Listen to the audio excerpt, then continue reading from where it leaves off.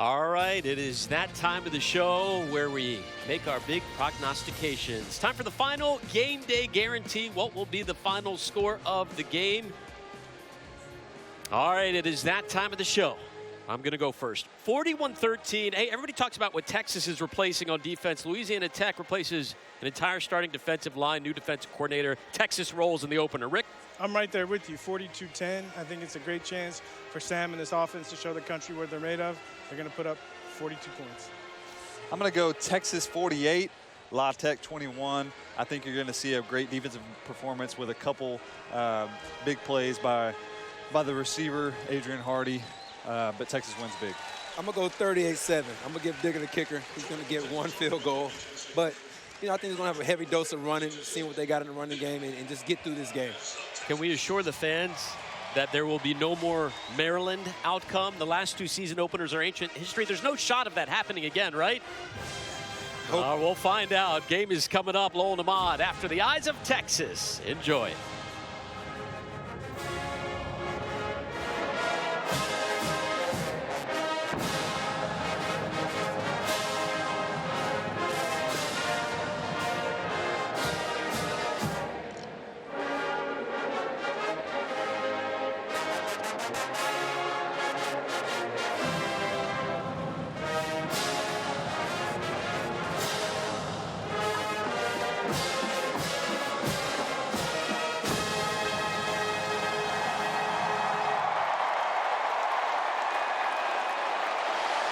Sam Ehlinger declared Texas football is back.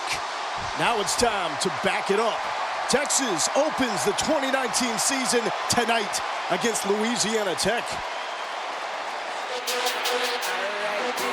Longhorn Nation, we're back.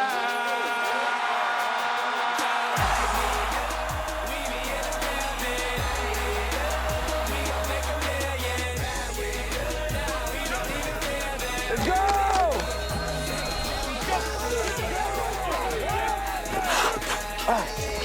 Let's go! He's ready. Let's go!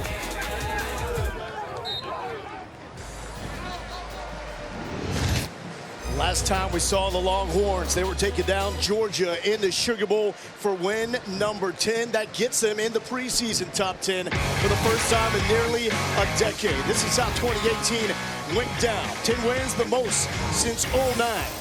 5 wins against the AP top 25, the school record. Ehlinger, 79% of the touchdowns for the Longhorns. And Tom Herman, 2 seasons, 2 bowl wins, both against the SEC. With that, hello and welcome to Darrell K. Royal Texas Memorial Stadium. Lo Galindo, back with my guy, Ahmad Brooks. Hey, you know how it works at the University of Texas. The football team wins 10 games. Next season, what do you got to do?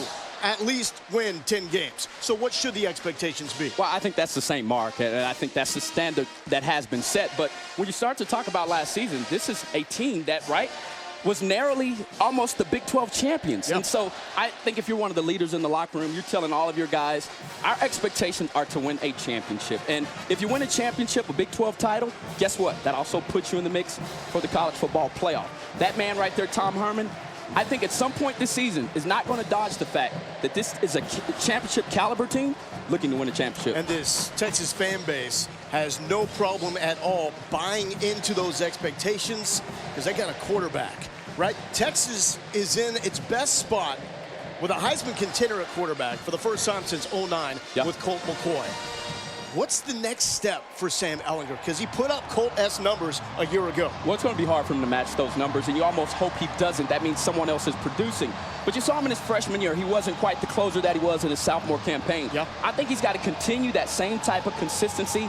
But now it's about leading the entire team. Last year, he was the leader of the offense. This year, he must take this team by the horns, if you will, and make sure everybody understands that this is his team, this is his year, and the Horns are back. Most touchdowns in the season for the Longhorns since Colt McCoy. Colt the only one with more in a single campaign. And the scary thing is for the opposition, Ehlinger says coming into this year, a much better grasp of the offense and more confidence in what he's doing overall than at the start of last season. More reps, and then I think Tim Beck and Tom Herman have also given him more authority at the line of scrimmage. And through the construction zone, they go.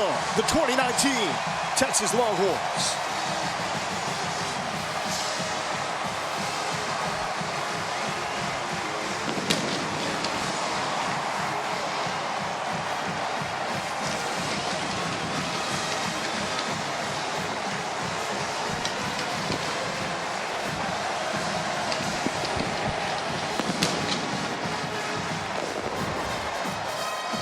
So there are a lot of people that like to talk trash about Sam Ehlinger, but then the guys in the business, the opposing coaches, high praise. Skip Holtz, Louisiana Tech's head coach, said that he feels Ehlinger means to Texas what Tim Tebow meant to Florida. And all that means is that you produce touchdowns, and that's exactly what we saw from this young man a year ago. And you go back to his first games here as a Longhorn, you know for sure, right? But this guy, you didn't expect him. He wasn't closing ball games. He wasn't producing points, but he flipped the switch. And at that point, this young man started to play with 41 touchdowns. He had a heck of a year last year. Great connection from head coach to quarterback. Here is the head coach, Tom Herman, with Taylor Davis. Thanks, guys. Coach, coming off a very successful year, but you're emphasizing new year, new team. What excites you about this group? The chemistry. These guys really like each other. They like being around each other. And you can tell they're ready to play hard for each other. Well, the season is finally here, so what have been some points of emphasis to start the season off strong? Just trust your training. There's going to be adversity, but we train for chaos. We train for adversity, how to respond to it. I think these guys are confident and ready to do that. Thank you, Coach. Thank you. Confidence sky high, and that's a large reason why with Sam Ehlinger going into his junior season. And you see the numbers, 16 rush touchdowns for a quarterback. That's the most ever. And then the total yards, pass yards, and wins, all the best numbers since Colt McCoy. And I thought it was the fashion in which he did it as well. I mean, he did it very cool, calm, collected, and he took over this team a season ago. Now you got Skip Holtz on the other side for Louisiana Tech going into season number 7, coming off an 8-5 campaign. They won the Hawaii Bowl. What's alluded then are two things that Holtz feels like they have a shot to accomplish this season: 10 wins and a Conference USA title. One thing, they've been competitive. I think you go back to 2016, they lost at Arkansas by 1. You go back to 2017, they lost to South Carolina by 1. Last year, it came down to the wire on the road in Baton Rouge versus the Tigers, 24-21 with 9 minutes left. The one thing that you know about Skip Holtz's team, they're not going to be scared of this type of environment. He's got some veteran players and some guys with experience on that side of the field, and Skip Holtz is expecting his team to perform well. So it's a night game, but it is smoking hot outside. Indeed. Par for the course Texas here in heat. Austin, Texas. This is one of the hottest camps that the Longhorns have had this decade. And for Louisiana Tech, Ruston, Louisiana, it's not exactly a cool spot either. Temp right now at 95 degrees. It will dip as the sun goes down. But by no means is this going to be a cool evening. Hydration will be key for both sides. And I think even when you start to talk about some of the spots where both teams are thin on the depth chart, as a coach, you've got to make sure you protect your players, especially early on in the year. You don't want them to press too hard. And as a player, you've got to know your body. Make sure, as you said, hydrating and doing the right things, the proper things, so that you can be strong enough to finish this game in the fourth quarter. Louisiana Tech won the toss. They deferred. That means Texas will receive. And back deep for the Longhorns, Devin Duvernay. Jake Smith has also stepped on the field, and the return team as well. The National Gatorade High School Player of the Year. Sky-high expectations for him as well.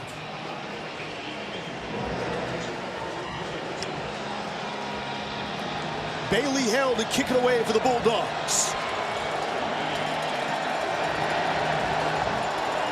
Welcome to the 2019 season. Duvernay from his 5. To the right side. A stiff arm. Sideline. And to the 44-yard line. Great field position to set up Sam Ehlinger. 79% of the Longhorns touchdowns. Highest percentage in the Big 12 since Colin Klein in 2011. He means a lot to this team. And because of that, someone has to step up and be the number 2, number 3 playmaker on this offense. I don't believe that it's in Texas' best interest for Sam to produce those types of numbers again this season. His co-leader offensively will make the snap, the senior, Zach Shackelford, for what should be an improved Texas offensive line. Keontae Ingram starts off at running back.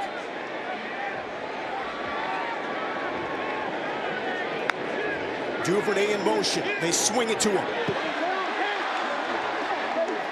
And a flag on the play. Looks like that could be a face mask on Louisiana Tech.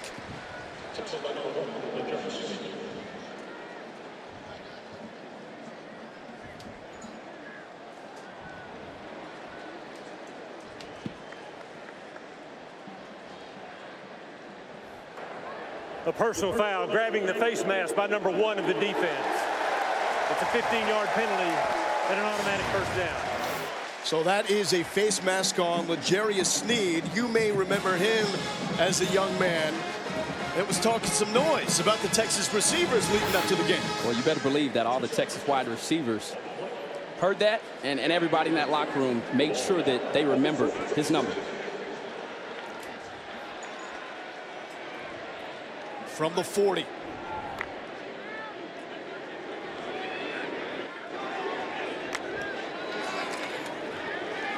To Ingram, left side, good hold, to the 30.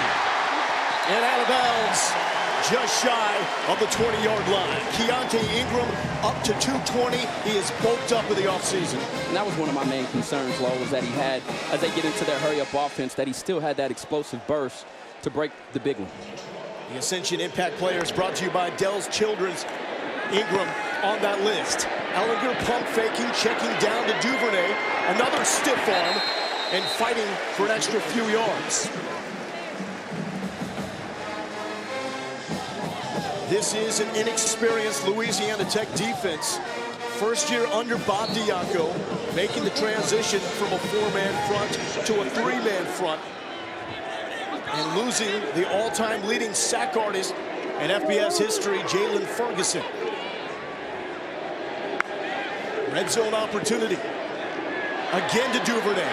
And met immediately by Michael Sam. Well read on the part of the Bulldogs there. Excellent jump on the ball as Sam read the RPO and managed to get to the screen. But one of the other trends is that you've also noticed is Duvernay has been very involved in this first drive. He's now occupying the space that little Jordan Humphrey did a season ago. He's moved from the outside to the inside. Expect to see him be involved more this season. Combo red zone scoring and third down conversion time for Texas. Swing to Ingram. Good block on the left side by Sam Cosme. And the Longhorns will move the chains. That is a big-time block from Cosme, as you mentioned, and he's very athletic. You see the left tackler get out in front of the running back and just drive the defensive back. Those are the types of plays you have to make. Duvernay again. Left side stays on his feet and inside the 5-yard line, brought out by Darrell Lewis. Duvernay, popular target on the opening drive. And I think this is also trying to soften up the box where you can get fewer numbers inside and take advantage of those one-on-one matchups. Quick pass, Duvernay will waltz in, and Texas is on the board in 2019.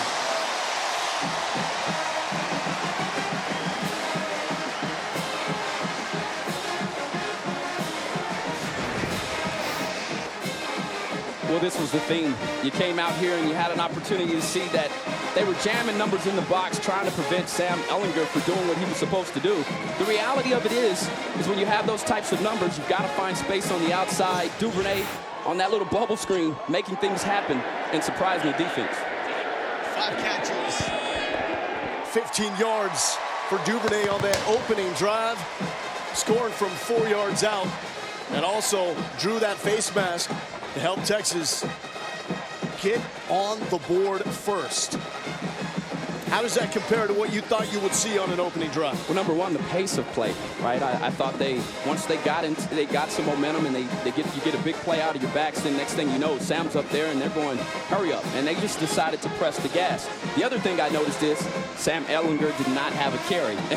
And that's a positive sign, right? You have other playmakers getting involved in this offense, something that I think down the road, and especially next week with the Bayou Bengals coming into town, something that you need to see. That's some physical football to start. Some key blocks there from Cosby and Colin Johnson, both on that touchdown drive. 7 plays, 57 yards after a really nice return from Devin Duvernay to start it off. So it was his drive.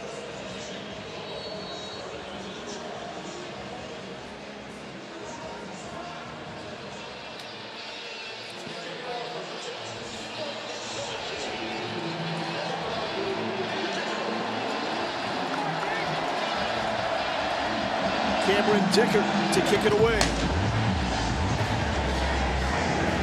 Short of the end zone. Smoke Harris with the return. And he's brought down at the 23-yard line. So there is experience at quarterback for Louisiana Tech as well. J'Mar Smith about to do something that no one actively playing college football has done. 4 straight starts in season openers for J'Mar Smith. The junior season didn't take this step that a lot of the people expected him to do around Ruston.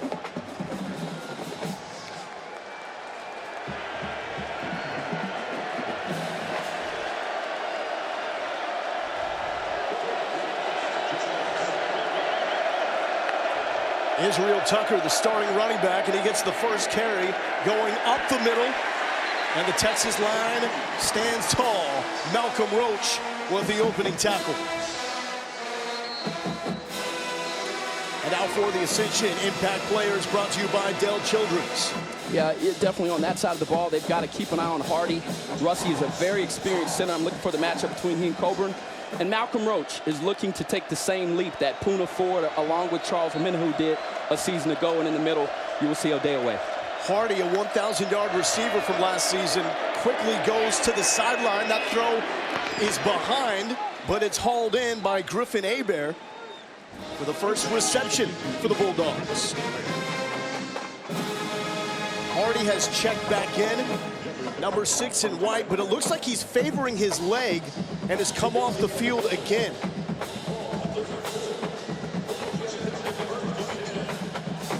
It may be an equipment malfunction as Hardy is getting checked out on the sideline.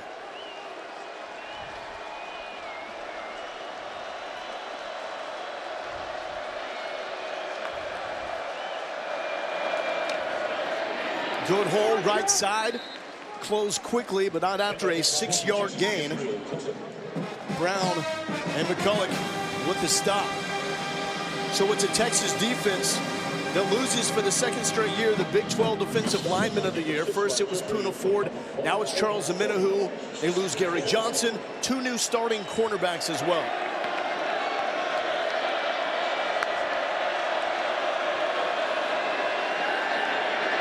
The rollout and a strike delivered, and Louisiana Tech goes to Hebert again. They are cooking now in Longhorns territory.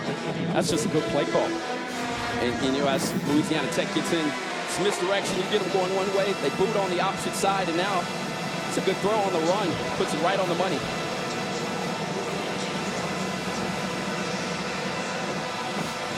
Hardy is checked back into the game. He's at the bottom of the screen.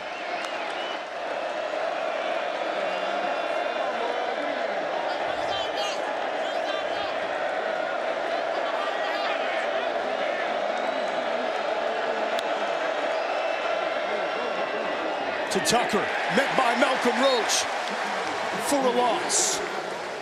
Malcolm Roach has decided he wants to take over this Texas defense. Well, and the one thing that you've seen early on from him in his career, he's very athletic. This is just a nice job of beating the block and making a play in the backfield. And those types of negative plays really does give Todd Orlando an opportunity to really heat up the pocket, apply pressure on the quarterback. And in these types of situations, if you're a defensive lineman, once you've done work like that, now you're looking for an opportunity to really get after the quarterback. Roach will have back-to-back games against programs from his home state of Louisiana. Smith with time, a BB over the middle, and first down yardage on the delivery to C.J. Powell. It's finding space. Powell sits it down right in the middle of that zone. Wasn't occupied. Jones doing a good job of wrapping up for the tackle. The ride to Tucker and a short game. You mentioned it off the top of this broadcast. Bulldogs ain't going to flinch. Saw Mississippi State, went to LSU a season ago to open it up. Skip Holtz in this program they will play upper echelon teams. Absolutely.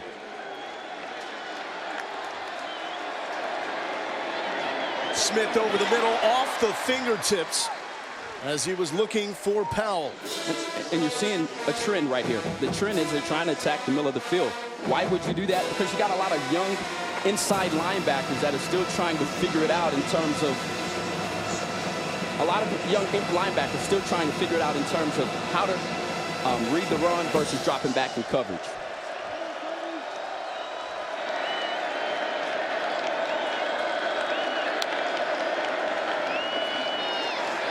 Delay.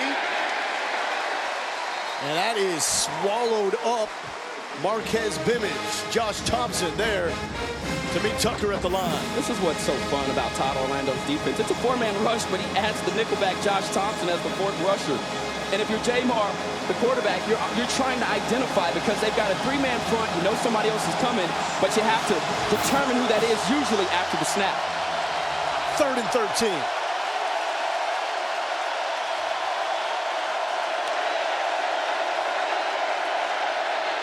Pressure, dump down, and that will be short on the first down by C.J. Powell as B.J. Foster brings him down. They're keeping their offense out here. Smith checks with the sideline, and now we have the chain as Bailey Hale says we'll take over from here, and the special teams unit will enter for the Bulldogs. Well, they better hurry up. You've only got 15 seconds now on the play clock to execute this field goal attempt. Hale, a senior from Iowa Park, Texas, 15-22 a season to go. This from 43. And that is no good. Wide right. Texas defense and special teams hold. And that might have been tipped there by what it appeared to be maybe Colbert. Got a hand on that ball. So the Texas offense strikes first on its opening drive. The Texas defense holds, and it is 7-0 Longhorns. And it could have been tipped by Malcolm Roach.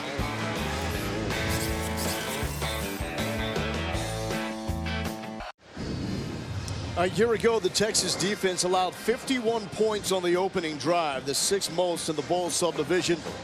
Tremendous start for Todd Orlando and his defense here as they are able to hold. A missed field goal leaves Louisiana Tech blank. Second offensive possession for Sam Ehlinger and the Texas offense. Do they go back to Devin Duvernay here?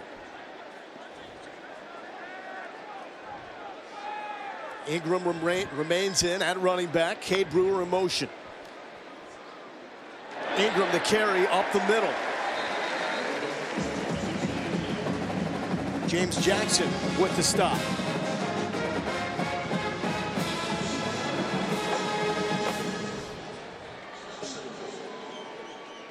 Six-yard gain for Keontae Ingram. Ehlinger, clean pocket, looking deep for Colin Johnson. One-handed catch, no!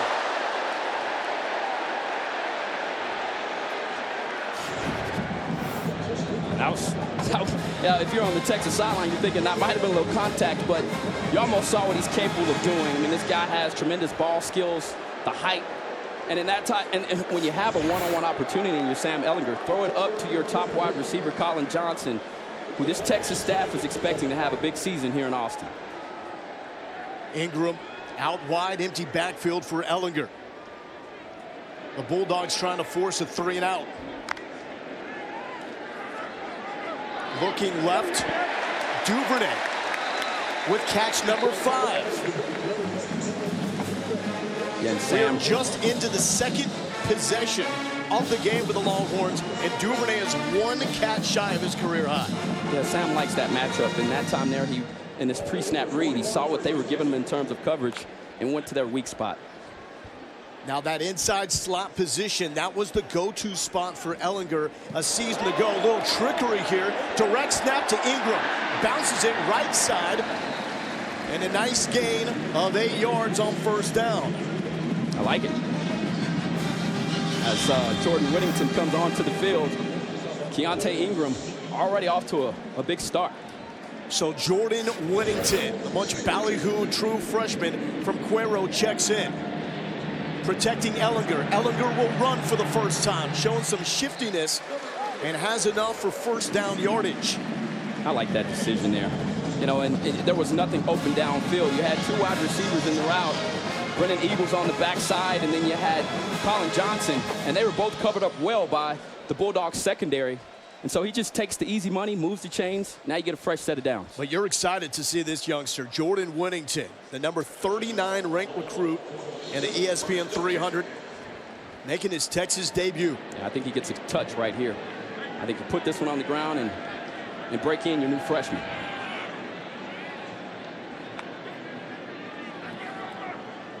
Ehlinger going back, and he finds Malcolm Epps. Epps with his first catch of the season. Sky's the limit with Malcolm Epps with that frame. Huge receiving corps. And now Jake Smith has checked into the game, but quickly comes out. So a quick change as we thought we saw another of the heralded freshman on this drive.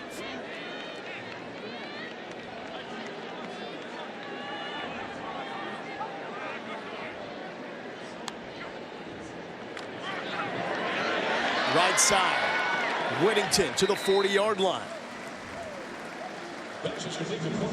Jordan Whittington, the former Cuero Gobbler, third youngest of 10 siblings, second-ranked athlete of the 2019 ESPN 300, and led Cuero first state title in 31 years. And the state title game had 334 yards. Tom Herman didn't know exactly what they would do with him, offered initially as a safety and maybe a receiver. He's never played running back before, and he looks pretty good, according to the coaches. 3rd and 3, looking for Malcolm Epps.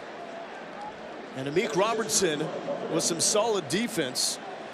And with Robertson pumped up, the Louisiana Tech secondary, that's a legit upper echelon corner. What I like about him is he's a little bit smaller, but you know, this is what they were referring to earlier. When you've got these tall wide receivers, they give you a lot to jam at the line. That's an excellent job of getting into the chest of Epps and forcing his route a different direction as they attempt this 4th down here. 4th and 3.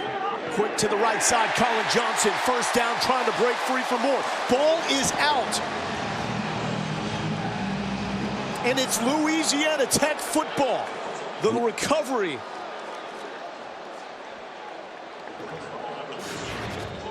Yeah, this the ruling is a on the fumble. field was a catch, a fumble, and recovery by the defense. First down. And that is Connor Taylor with the recovery and the strip. Second year at Louisiana Tech. He was one of the most prolific JUCO linebackers in the nation before coming to Ruston. And a big turn of events here for the Bulldogs as they rip that one free from Colin Johnson. Texas football on Longhorn Network is brought to you by Coors Light, official sponsor of the Texas Longhorns.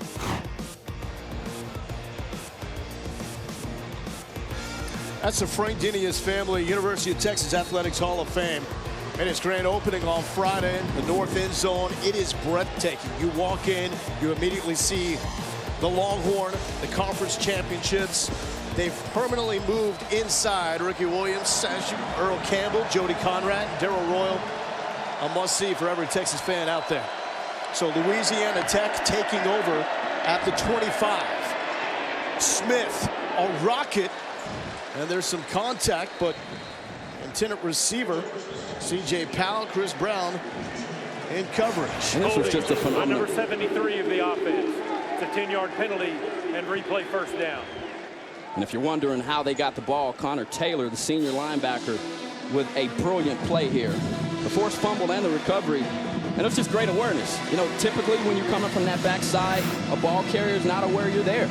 But it was the hustle, the grit, and then the technique at the end of that for what will be one of his best plays on the year. And he's got the flow to go along with it. The 2017 NJCAA National Player of the Year. First and 20 for Jamar Smith. Dumps it over the middle. Good burst from Tucker, but hello, hit hard by Jeffrey McCulloch. And Texas is dropping back numbers, rushing 4. And Jamar, with his experience, sees that, recognizes it in the defense, and throws to his check down. Easy money and good yardage. With that pass, Jamar Smith just passed Terry Bradshaw for the 5th most passing yards in Louisiana Tech history.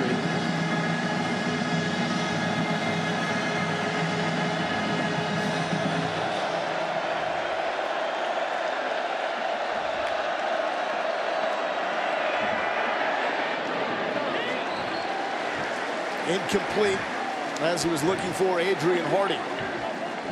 And Smith and Hardy wanted some contact on that play. So still some ground to make up on Retain McCown, 2 of the all-time legends at Louisiana Tech. 3rd and 11. What kind of chaos does Todd Orlando have in store? In these types of situations, he likes to do 1 or 2 things. He's either going to rush 3 or 4 and drop numbers back, or he's going to bring the house, 5 or 6 man blitz, and they're going to come from anywhere.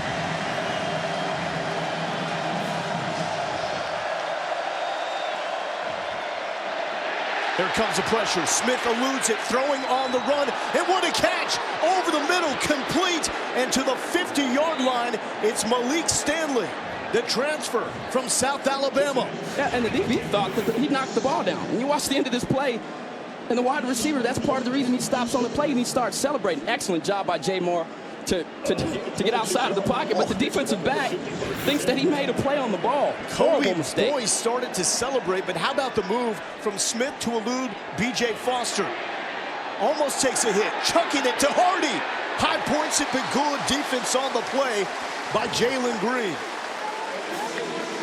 I'm not exactly sure what this young man was thinking here, and these are a lot of young members in the secondary as Foster just gets stooped by Jamar.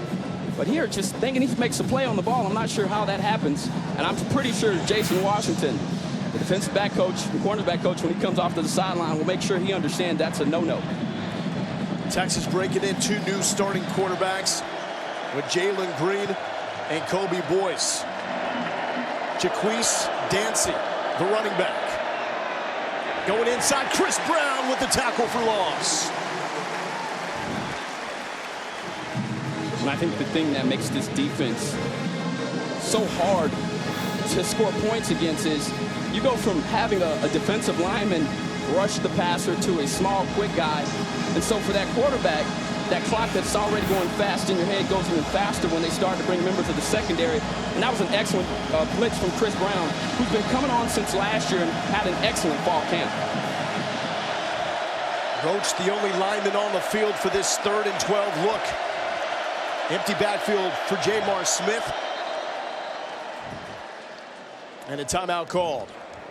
Texas calls their first timeout of the half. Media timeout.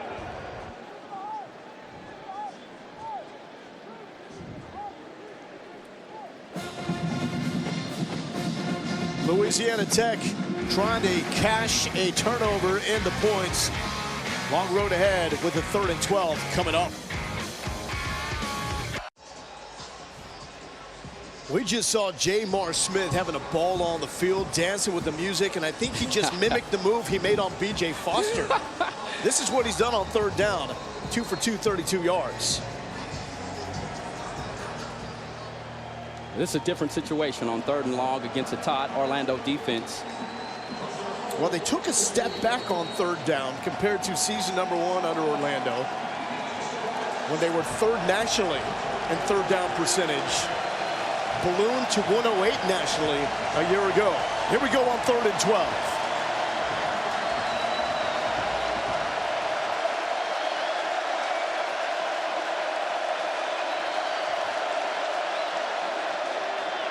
Pressure. Smith somehow eludes it initially, but he is finally brought down by DeMarvion Overshown. There goes that 5-man blitz that I was referring to. And you've got stunts on the defensive line. I mean, look at this mess. You don't know where they're coming from. And the reality of it is as I said, the way that he uses his personnel, they'll change positions. They'll bring a defensive back in a position where a defensive lineman would normally come. And it changes the way the quarterback has to think and the way he sees the field. Excellent job there from the Texas defense to get off the field. Jake Smith back to receive the punt. Pressure on the punt. This will go short. Smith will not have an opportunity to return as it's set of bounds around the 25. Devin Duvernay started it off with an electric kick return for the Longhorns. Got it close to midfield and kept on producing from there. Already 5 catches, 22 yards, and a touchdown. And he's only had a 9-yard. It's been his longest one, and they've done it just peppering this defense as they're going with one-on-one matchups on the outside edge and trying to force numbers into the box. But he's occupying that role, as we said earlier, of the one that was normally filled by little Jordan Humphrey and doing a good job here. Completely different look than little Jordan Humphrey, who had one of the most prolific single seasons for a Texas receiver. Ehlinger will even tell you it's a different throw. Ehlinger will run to the marker, but will be counted out 2 yards shy. Excellent decision from Sam, and you notice he ran out of bounds, and that's something as he continues to mature. Take the yardage that the defense is giving you, get out of bounds, live to see the next snap. And a nice job there by the tight end and the running back as they comboed in on the defensive end and just totally flattened him. And he told us a day ago he's not going to change who he is. As long as Ehlinger is the quarterback, the run game will be featured, whether it's a design run or scrambling, like on that play. Ingram, right side, trying to spin out of the tackle, but a fine job by B.J. Williamson to hold on.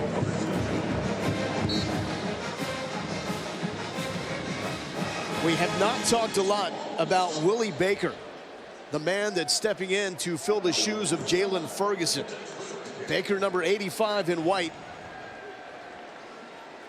had 4 sacks in the Hawaii Bowl, made the ESPN.com All-Bowl team. Jake Smith in the slot. Ehlinger was looking that way. Scrambling. Eludes the pressure and takes it to the 45-yard line. It's great awareness. You know, and it's a nice pocket here. He's very comfortable. Doesn't really feel the heat, and the pressure that did come was because the offensive line was holding those guys for so long. But the awareness and being able to get outside. Took a lot of hits last year. You see that 231 quarterback contacts and hits last season, 7th amongst quarterbacks in FBS. Quick pass to Smith, his first reception as a Texas Longhorn, and rolls just shy of the first down. Now, when you talk about a quarterback being hit, you go back and you look at that number for quarterbacks at Houston under Herman and Ohio State. That's a common theme. His quarterbacks are going to take hits. That is a big part of his offense. It's a great point there. Ingram, right side, and on 3rd and short, it's first down yardage. If you can get production out of your running back room like this, then he doesn't have to take as many hits. First quarter in the books for Tom Herman and the 2019 Longhorns. Sam Ehlinger opening up with a touchdown drive capped by Devin Duvernay, finding the end zone, and it's 7-0 Longhorns.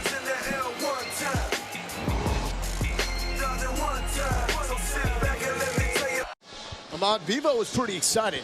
He heard another Bulldog team was going to take on Texas. He was like, wait, are they going to bring a mascot? He's looking good now. Beefed up. He's got 2 fans on him. I'd like to borrow one of those from Bevo 15. First snap of the second quarter to Jake Smith, his second catch. Ezekiel Barnett forces him out.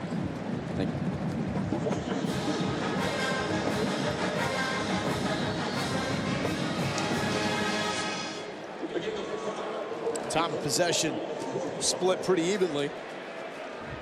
1 turnover. That was a strip. Connor Taylor against Colin Johnson. Ehlinger over the middle behind Smith and off his hands. If he puts this ball out in front of Jake, goodbye. It's touchdown. I mean, it was the right read.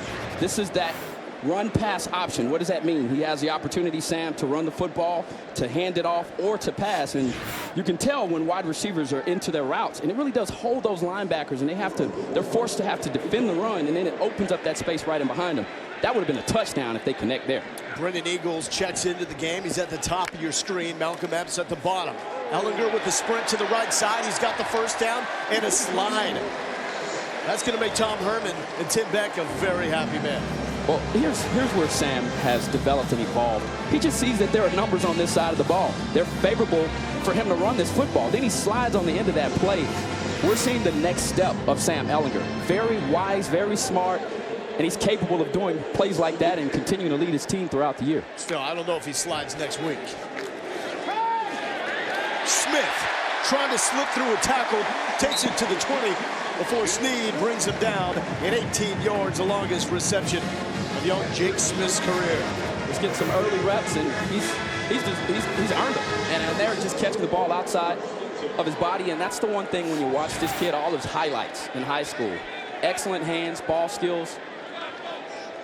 And once again, all the production coming from that inside slot position, Duvernay and Smith. Dumps it down to Whittington. Good cut! And some contact to the 5-yard line.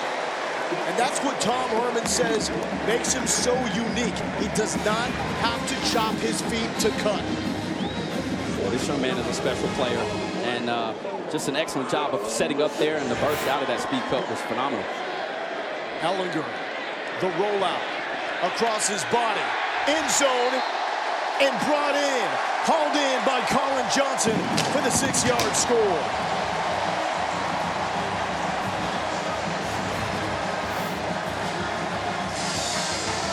Sam rolling to his right and showing off his big arm and connecting with number 9 for their first touchdown of the year. An excellent concentration there from Colin Johnson. He's such a big body, but he also attacks the football. That's what I love about him. And the more aggressive he gets with defensive backs, the more dangerous he will be throughout this season. 11 plays, 74-yard drive.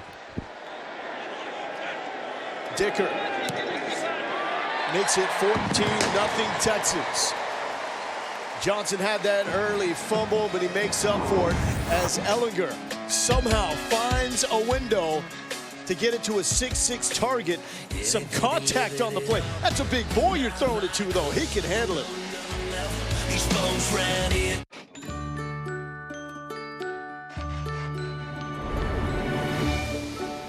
Great things are happening all across Texas. Every year, over $1 billion goes to good causes like public education and veterans assistance programs.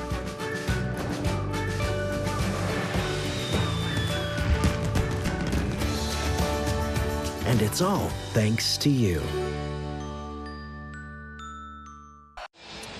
Colin Johnson hauling in.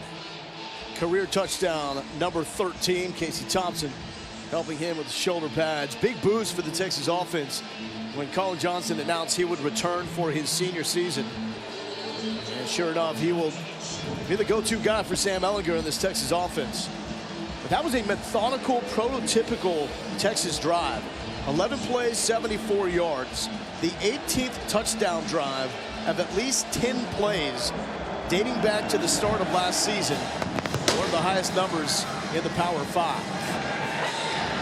Smoke Harris just in front of his goal line, and a big thud put on him by Tyler Owens.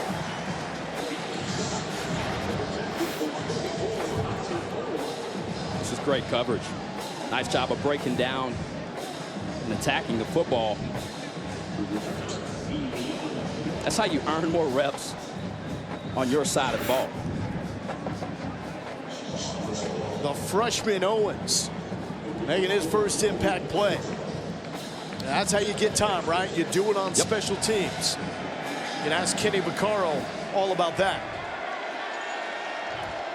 Poor field position here for Louisiana Tech. Starting at the 12. Quick pass to Hebert. Boyce trying to get off the block. And two Longhorn defenders are there. Brandon Jones, the leader of this Texas secondary, there to make the stop. There's been so much talk about Caden Stearns coming into this season. Talked to a lot of people around the program.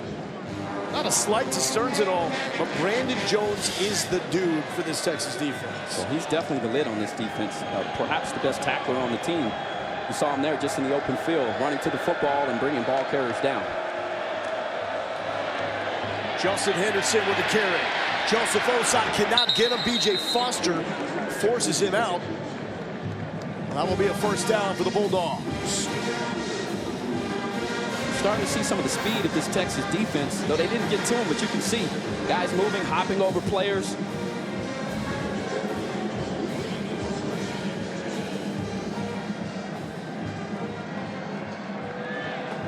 Another true freshman in there on the defensive line, right in the middle. Tavondre Sweat, freshman from Huntsville.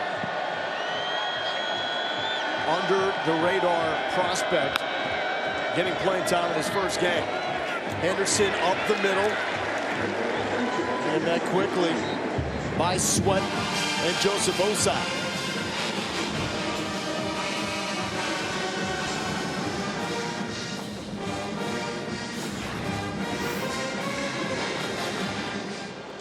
Fighting out in the double team there in the middle.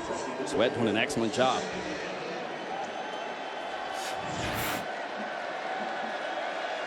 Jamar Smith trying to get that mojo back. He's been good eluding pressure. Quick pass and met immediately by Jalen Green. Green, the sophomore from Houston. We heard from Tom Herman on Monday. He's really earned his spot at corner. The other spot opposite of him is really still being fought out between Kobe Boyce and Deshaun Jameson. It's very aggressive, but here's where you make your money on third down, being shut down corner. They blocked him up on the backside. Can he do his job? And a stuff at the line. Ball is out. Osai down and on it. Texas football.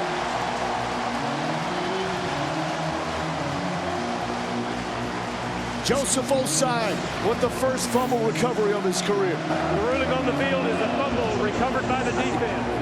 First down. See if that knee's down before that ball gets popped out. And it looks like that will be the case.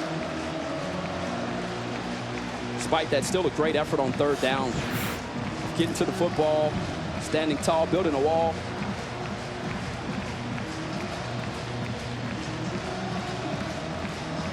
Texas offense coming out assuming they have control, and it will be their football. Jones was there with Osai to recover, and so far no stoppage.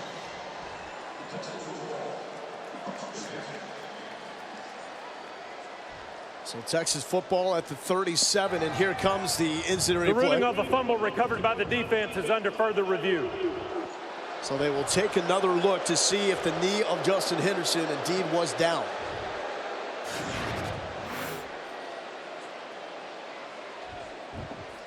Chris Brown, he has been very active in the early going. And that's that right hand of Jacoby Jones that knocked it out. It's hard to see underneath that pile if that left knee was down.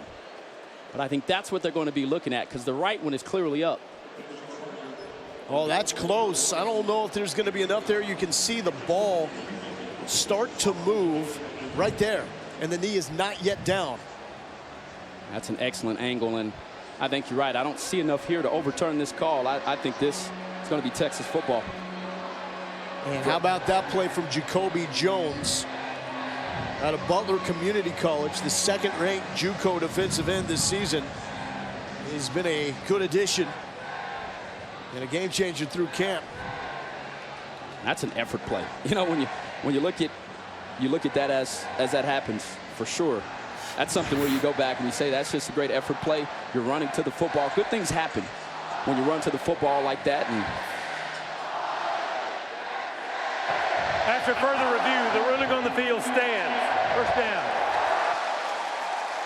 So you'll give Jacoby Jones the forced fumble. Brandon Jones got on that before Osai, so give him the fumble recovery.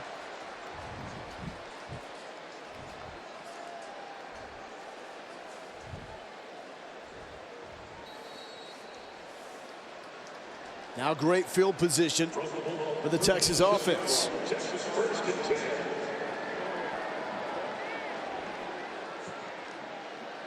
Ingram, the running back.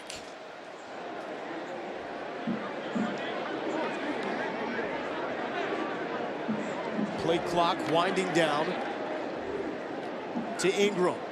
Good cuts. And a 9-yard gain for Keontae Ingram. Great vision there as he just squeezes through this hole. Initially, he was headed to the right, and watch this cut here, in and out. And then a burst up the middle to dupe the second defender. And that Texas offensive line, Cosme, Braun, Shackelford, Ongelau, and Kerstetter. Looking over the middle. He's got a man wide open in the end zone, and hauling it in is Brennan Eagles. First career touchdown grab for the mascot, Brennan Eagles.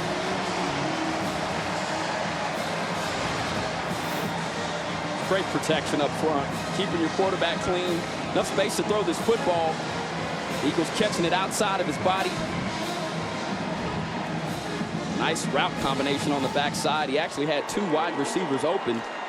But Eagles with the touchdown pass, and they're looking for good things coming out of this young man. He had actually won the job before he got banged up in camp. So only his second career reception. That happened last season when he redshirted. And he strikes with his first ever touchdown grab, 28 yards. For the leader, Sam Ehlinger. Texas football on Longhorn Network is brought to you by Whataburger. Stop on by Whataburger and try the patty melt today. It's an all-time favorite for a reason.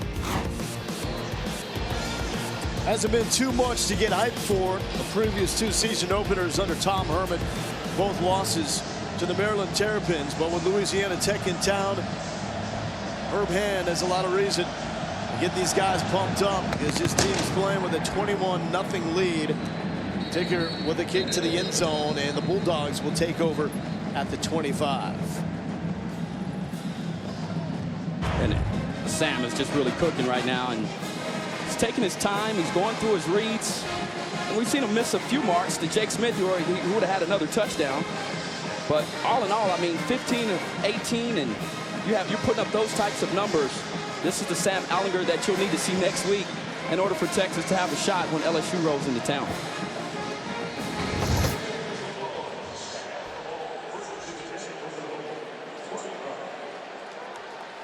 Keandre Coburn back in the center of this Texas defense. To the right side, and a good gain on first down by Israel Tucker. Josh Thompson with the hit. Coburn is going to be an interesting cog for this Texas defense. The way Todd Orlando described him in the spring is like a twitched up bowling ball. The only question with him, according to Orlando, is how long can he go in games? He's a big guy, 6'2", 340.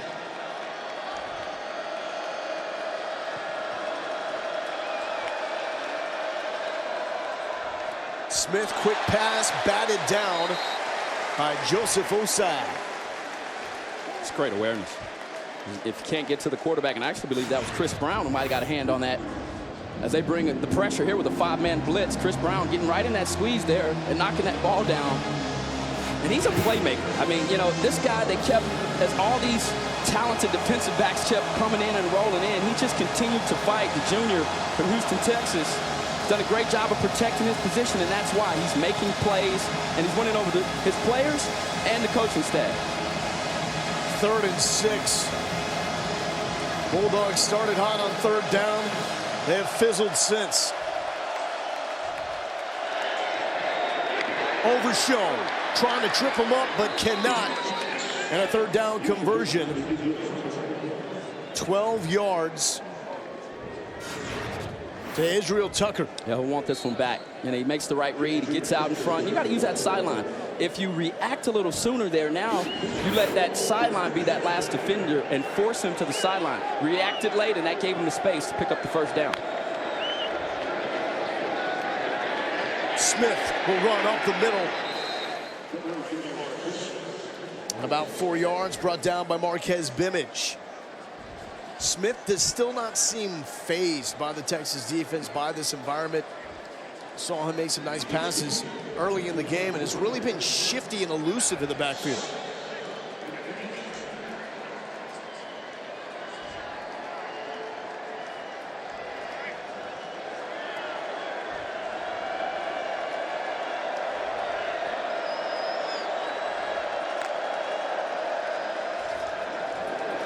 Quick pass, missed tackle,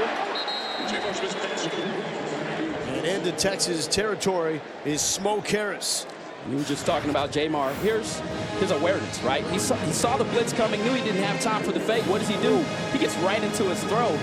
And if you're Texas and you're Todd Orlando, this is what you don't want to see, these missed tackles. You've seen a few of these that have allowed, right, this Bulldog team to convert. That's something you want to clean up. Still got to give it up for Smoke Harris in that move. That was a sweet move.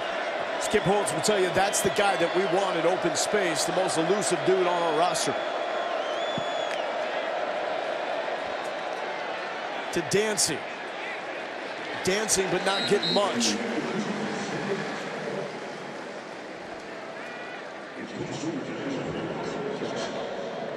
Jaquise Dancy, fantastic story. In October of 2016, was diagnosed with stage 3 Hodgkin's lymphoma. 4 months of chemo and radiation at St. Jude's in Memphis. His mom was going through cancer at the same time. They battled together and were cleared and declared cancer-free 2 days apart. It's amazing. Short pass, Malik Stanley. Chris Brown brings him down. Dancy also had a scare this summer. He had to go back to Memphis to get a lymph node removed. Had to wait to get the results. Came back negative. And came right back to the team. Here comes pressure from Taquan Graham. Off 1 foot, downfield. No. Flags on the play, though, as Adrian Hardy was working on Kobe Boyce. We're going to have a PI call.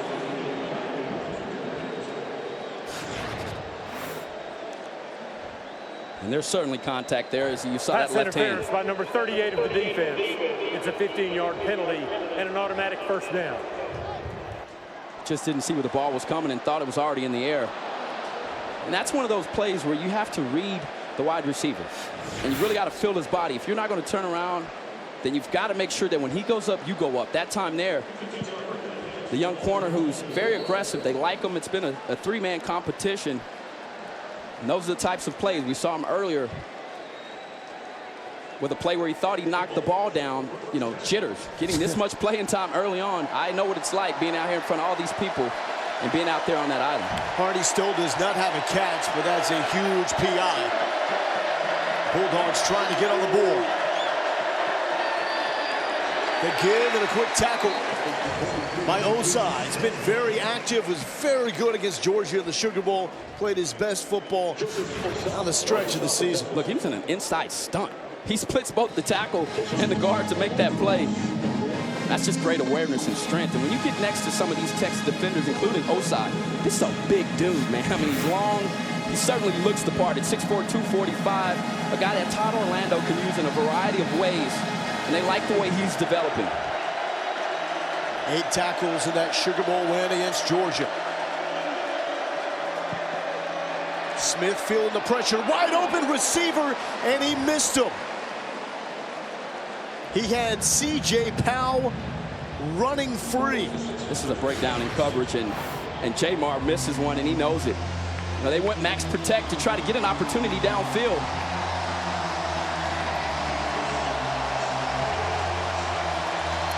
I thought you were going to do one of these. Yeah, on one of those, though, you just throw it up. He's wide open. Big third down here as this Texas defense looking to bring some heat, you'd imagine.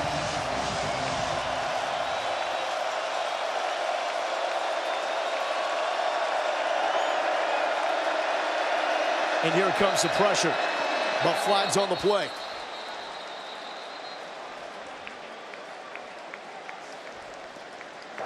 A false start by number 81 of the offense.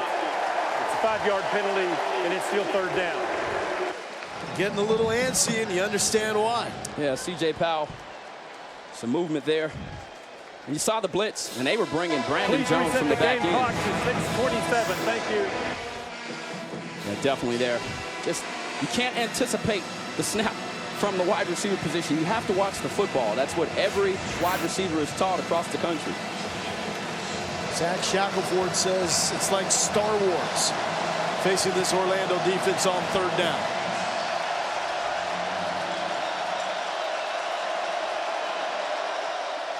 And another stoppage.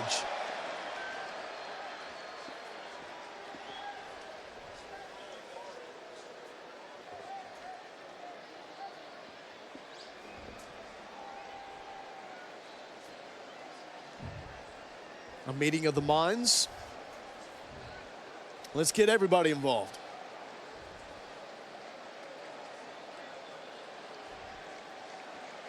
The game clock should not have started.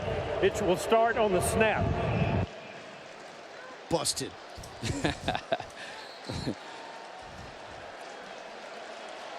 Back to 3rd and 16.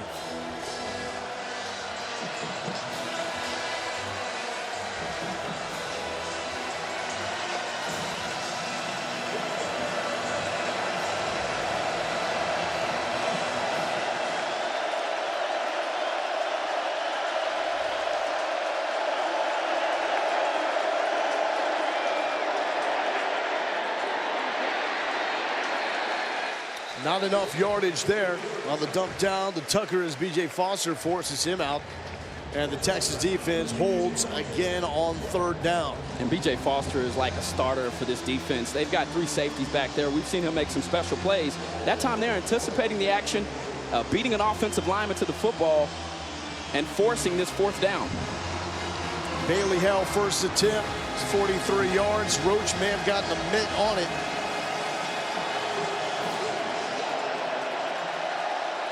Another 43-yarder. It's up, and it's going to be short. So the Bulldogs 0 for 2 on field goal attempts. And still no score for Louisiana Tech. Yeah, you just were wondering as I was watching that kick attempt, something's not right here. And if you go back and you look at it, and our camera crew's all over it, Bailey Hell here, the senior kicker, I mean, he literally just kicks the ground before he gets into this, and he didn't even have enough distance to get into that field goal. You don't normally see that at this level, and during the break, you see him on the sideline a little frustrated. The senior trying to get it going as he's already missed twice tonight, and that's not something that helps you with your confidence early in the season. Brewer and Ingram in the backfield with Ehlinger. As a junior quarterback, 15 of 18 for 127 yards and 3 touchdowns to start.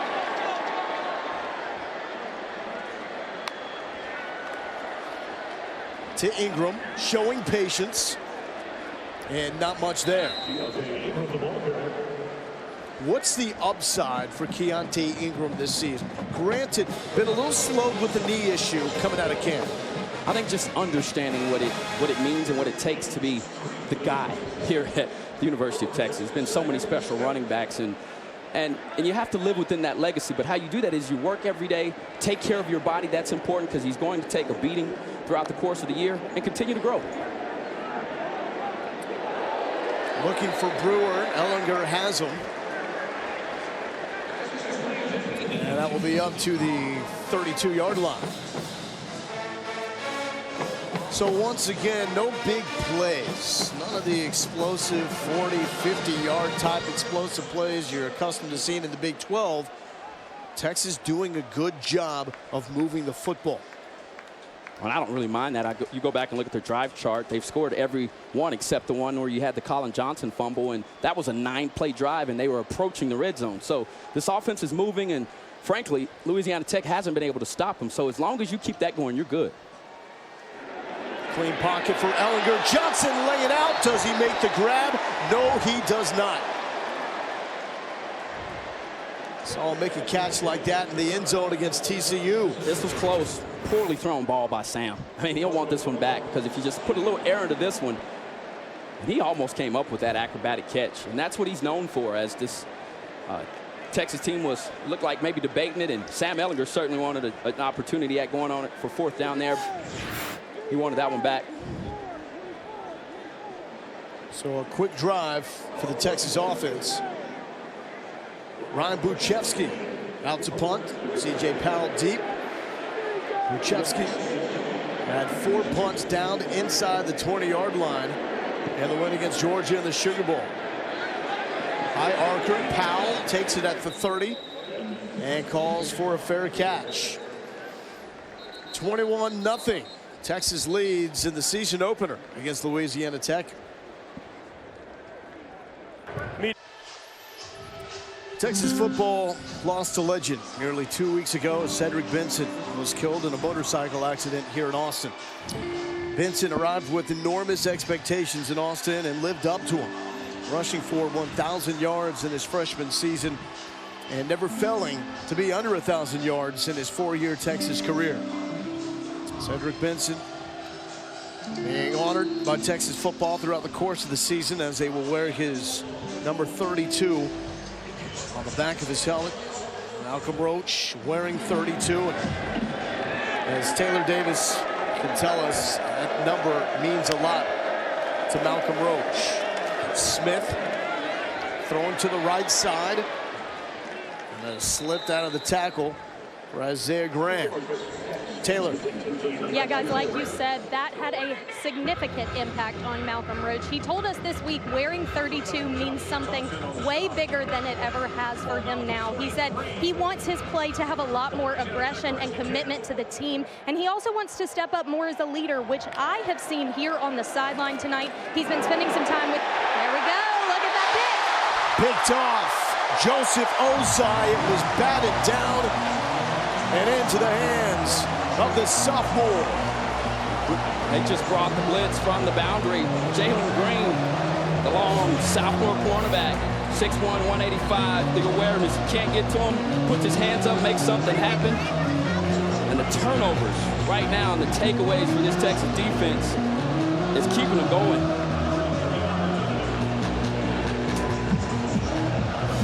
Osai with the interception, Green with the tip, and Texas with great field position. Texas takes over after the Osai interception, and for the first time, Roschon Johnson checks in at running back. These will be his first snaps as a running back since he was 9 years old, an ESPN 300 quarterback recruit. Because of the lack of depth, just 2 healthy scholarship running backs for Tom Herman. Roschon Johnson will play running back at least for the first 4 games of his true freshman season. Now, ideally, Herman did not want to see him this early in the game. Ehlinger. Time. Steps back and throws out of bounds. Taylor, why are we seeing Johnson this early?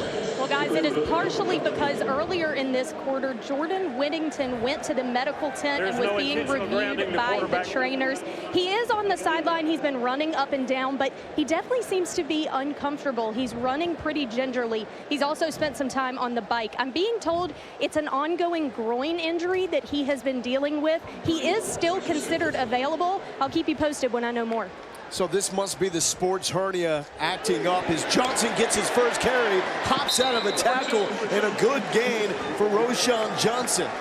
7 yards for the former quarterback. His first 2 plays at running back have been excellent. The previous play, he's in protection and does a nice job of protecting the quarterback. Here, breaking the tackle, protecting the football, and getting out of bounds. And when I look at this kid, I could see him naturally playing this position. No disrespect to him as a quarterback, but I think when you have Sam Ehlinger, if you want to get on the field, your best shot may be at the running back position. 3rd and 6. Ehlinger with a clean pocket but wants to run. Lowers the shoulder. He will be brought down shy of the first down. James Jackson with the tackle. Now, going back to Whittington, it's a sports hernia issue that has plagued him since high school. It could be flaring up again. There's Ehlinger with the run and taking a hit.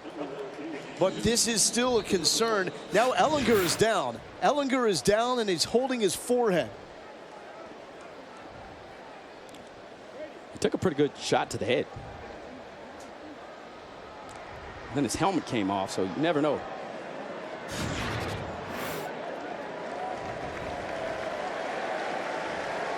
He's up and off quickly.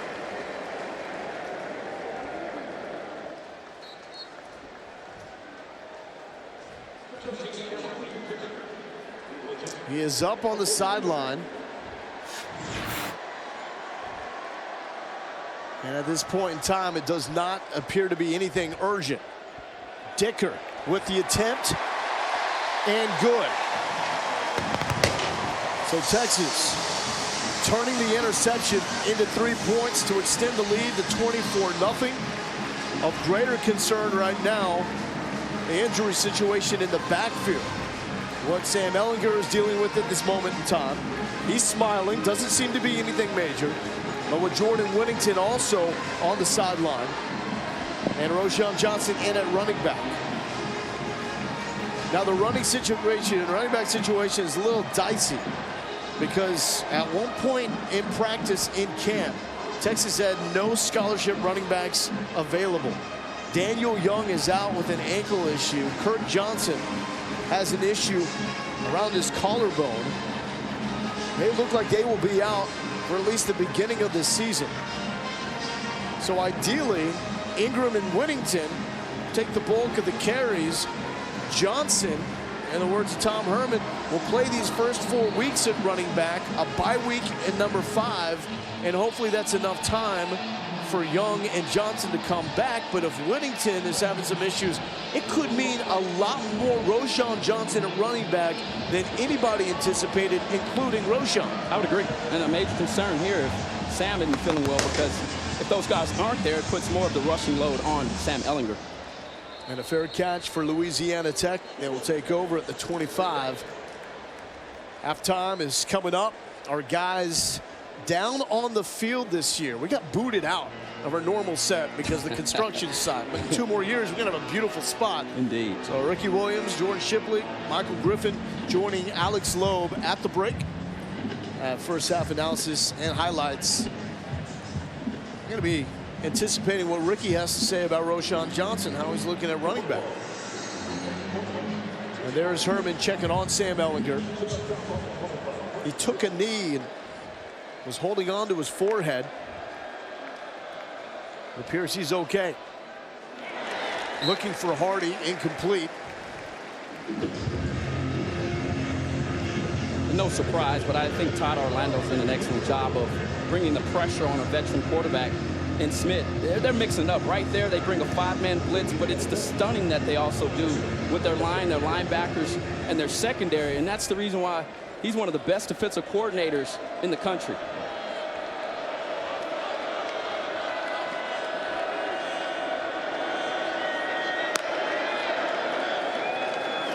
Dancy with the carry. That hole closed quickly as Malcolm Roach very active in the first half. And that's what you like to see when you're running the football down from the opposite side. The awareness, the ability to see what's happening in the backfield, to fight through the blockers, and make a play. And here's another look at that smaller, fast, shifty third down defense. Roach, the only defensive lineman on the field here for 3rd and 8.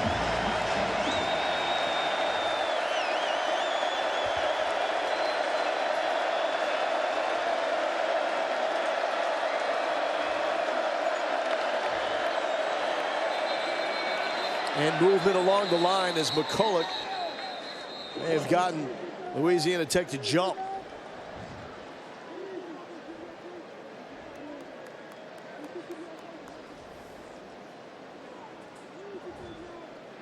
Some movement on the right side of the line with Jawant Stallworth.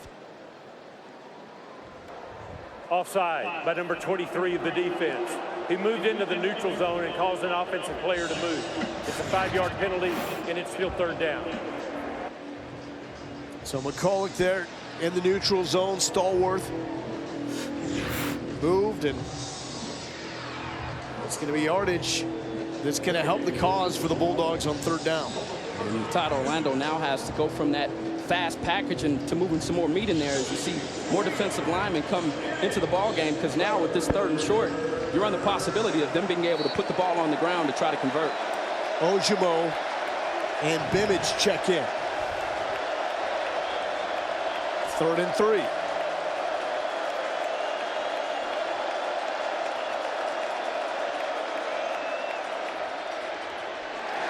And there was pressure on Smith. He was hit as he threw. Looking for C.J. Powell.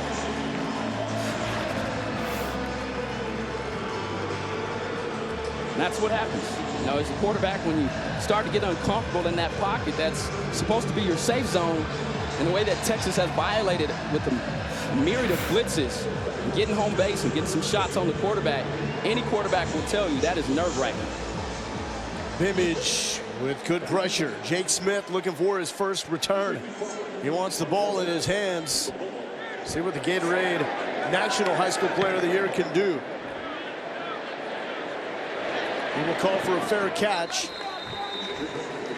at the 29-yard line. Sam Ehlinger, he's living up to the hype, enormous expectations on his shoulders, as he is the guy with the 5th greatest chances to win the Heisman.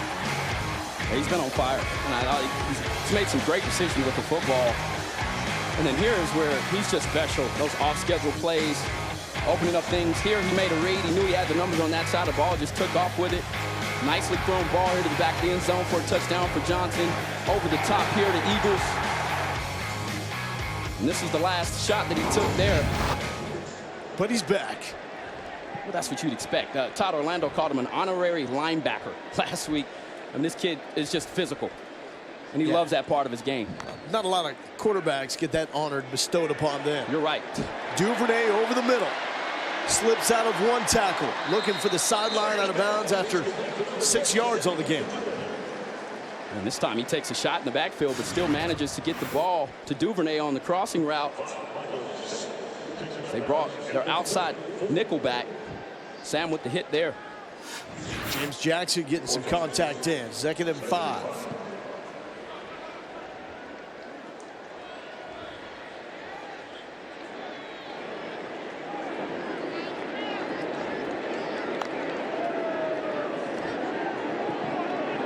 Cade Brewer looked like he wasn't ready for that football. He wasn't. I mean, you watch it here. I mean, if the ball doesn't hit him right in between the numbers, I'm not sure he would have caught it. He was totally surprised, Lo. I mean, watch this here. It's like, oh boy, it's there. There's a football. Tim Beck called him the sleeper of the offense. There he may have been a little bit asleep. Well, it's hard to navigate across that middle of the field. You're trying to look for those linebackers who might be trying to pick you off. Now you've got a 3rd and short situation. And this was an area that Texas struggled converting a season ago. Ehlinger looking and finding Brennan Eagles.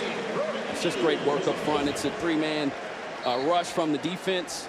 And Ehlinger picking them apart, finding the right man, making the right decision, and connecting on the throw. Texas starting to speed it up here. 40 seconds left before the half. Ingram in the backfield. Good move by Ehlinger. Throwing on the run, sideline and open is Colin Johnson. How did he get free? You can say that for both Johnson and Ehlinger. Watch this entire play, and these guys are really good. Excellent awareness here. We've seen Ehlinger do this time after time. He's quick enough just to get by, but this catch, Sports Center top 10, my man was out of bounds almost. That was awesome. Ehlinger thinking about running, steps back and gets rid of it. James Jackson, though, is getting good pressure in the backfield on Ehlinger. And even after that play, was able to deliver a little bit of a hit.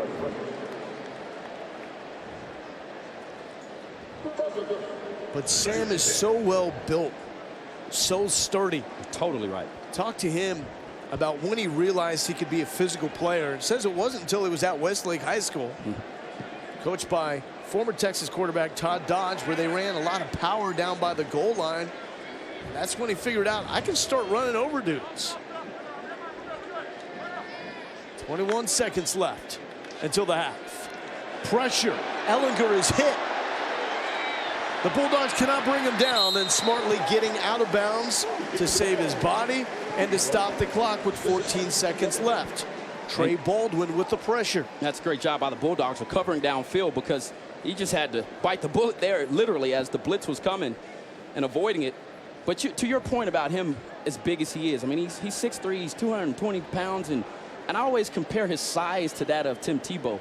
But in addition to that, when you look at the lower half of his body, he's built like a running back.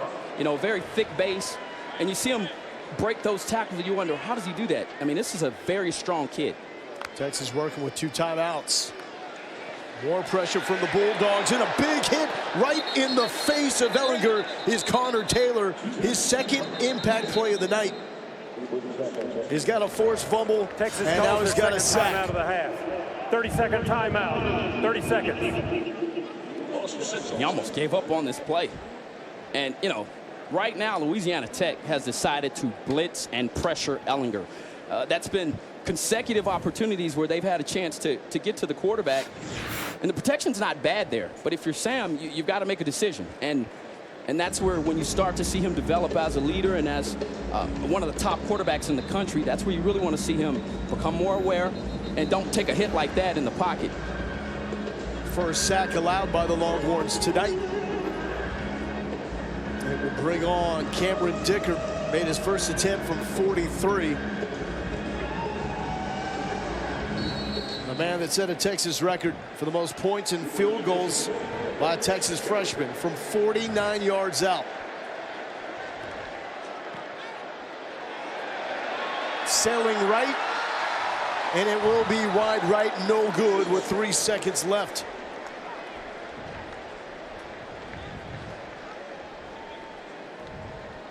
Dicker was nails in fall camp.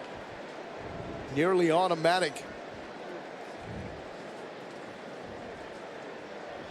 And you want to get him to get some of these attempts here. And it looks completely different to him with the renovations there, the south end zone.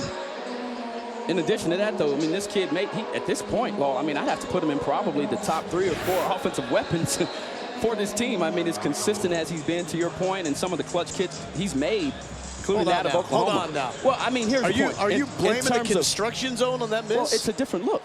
You know, and this is his first time with all the fans in here. It's a different look. That's all I'm saying. Last snap of the first half. And Jeffrey McCulloch with the stop. And zeros on the clock. Sam Ehlinger. That's the end of the 20 of 26 for 173 yards and 3 touchdowns. As Ehlinger led the Longhorns, fueled by Devin Duvernay on a touchdown on the opening drive. They've been able to spread it out.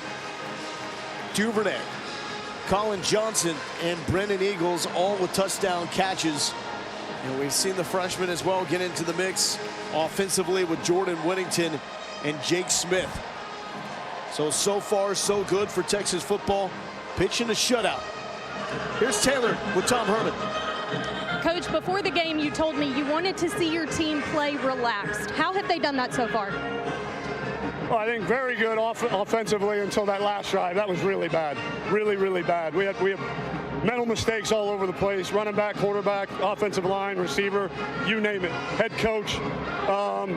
And the defense, I think, once we settled in, we started playing a little bit better on third down. And anytime you can go into the half, giving up 0 points, that's a pretty good first half. Well, aside from that last drive for your offense, they were finding some rhythm, even with a limited running game. What more do you want to see in the second half? Well, we got to do a better job. They're blitzing way more. I mean, this is a team that their defense coordinator had been, in his previous stops, 7% blitz, and we're getting almost exclusively some kind of pressure on every snap. So we've got to find a couple go-to runs that we can handle the pressure. Thank you, Coach. Thank you. Taylor, thank you so much. At the half, it's Texas 24, Louisiana Tech nothing. Now for Texas game day at the half, my guys, Alex Loeb, take it away. All righty, welcome into half.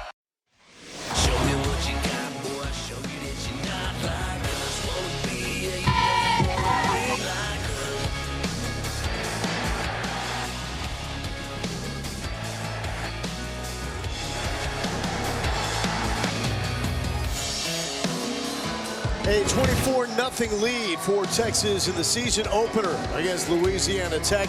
The journey is playing. Don't stop believing. Oh, yeah. The cell phone lights are out. Beautiful sight here at DKR in Austin, Texas. Logan Lindo here back with Amon Brooks. So the good right now, Texas defensively pitching a shutout. Sam Ehlinger, one shy of his career high for touchdown passes in the game. Devin Duvernay has already set his career mark for catches in the game. And we're looking at that backfield with guys like Jordan Whittington, a little banged up. So there is some good, but some concerns as well. And if you're Coach Herman and his coaching staff, you've got to manage those injuries at this point, and that becomes their most difficult job.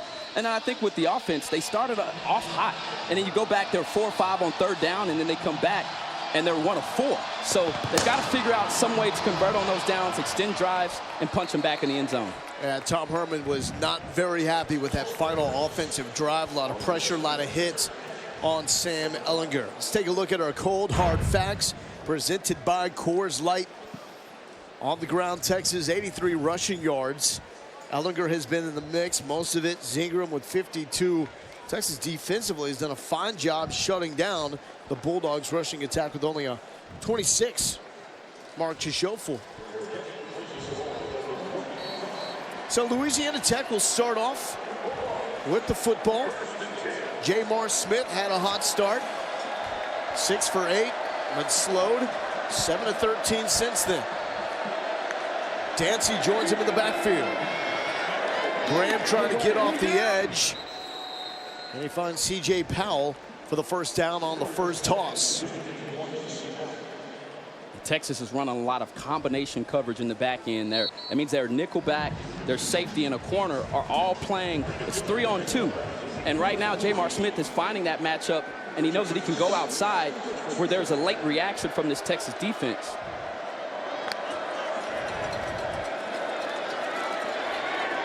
Over the middle, big collision. Caden Stearns, the Wolf, starts to howl. Great job of reading the quarterback's eyes, and when you're that free safety, or even when you're that underneath safety, that's what you're doing. Your job is to not just cover grass, but to cover people. And that time, Caden Stearns finding work and making a play on the check down. Adrian Hardy, no catches so far tonight. That's a little screen pass there to Malik Stanley, who's been solid in his debut for Louisiana Tech. Hardy has drawn 1 pass interference for a guy that had 1,145 yards a season ago, has been a non-factor.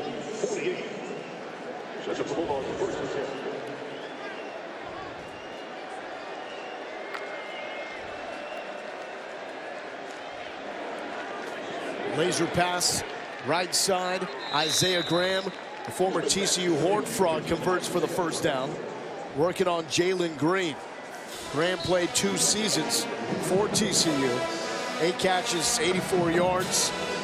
Did not see him against Texas. Sat out last season in his transfer year, going from Fort Worth to Ruston. And a good drive here for the Bulldogs. Like Todd Fitch told us, the OC for Louisiana Tech, when Smith is comfortable and has time, he's really good. Case in point, that strike to Powell. It appears as though the game plan now is just to let this kid throw the football. He's making good decisions, and they're really picking Texas apart right now on the outside edges, whether that be with the bubble screen inside or short out routes. Texas has to do a good job of protecting that boundary by tackling well on the outside. And nothing's working for them on the ground. So why not go through the air? Yeah, you thin those numbers out when you go 3 and 4 wideouts, and they're taking advantage of it. 2nd and 4 for Jamar Smith, the senior. He's going to loft this one up, looking for Hardy. Good defense from Jalen Green. And Green with some talk to the former Oklahoma Sooner, Adrian Hardy.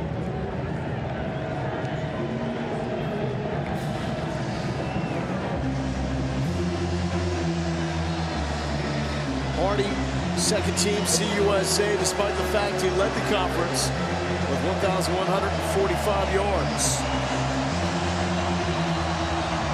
Smoke Harris in the backfield with Smith.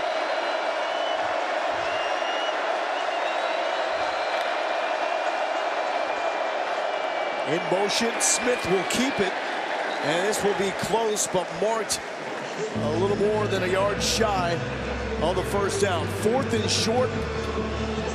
What will Todd Fish and Skip Holtz call for here?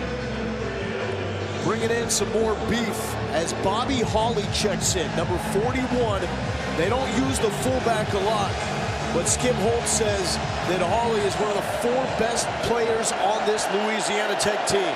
They need a yard. And a timeout. Texas calls their first timeout of the half. Media timeout. 4th and 1 upcoming for Skip Holtz at Louisiana Tech. We'll take a break.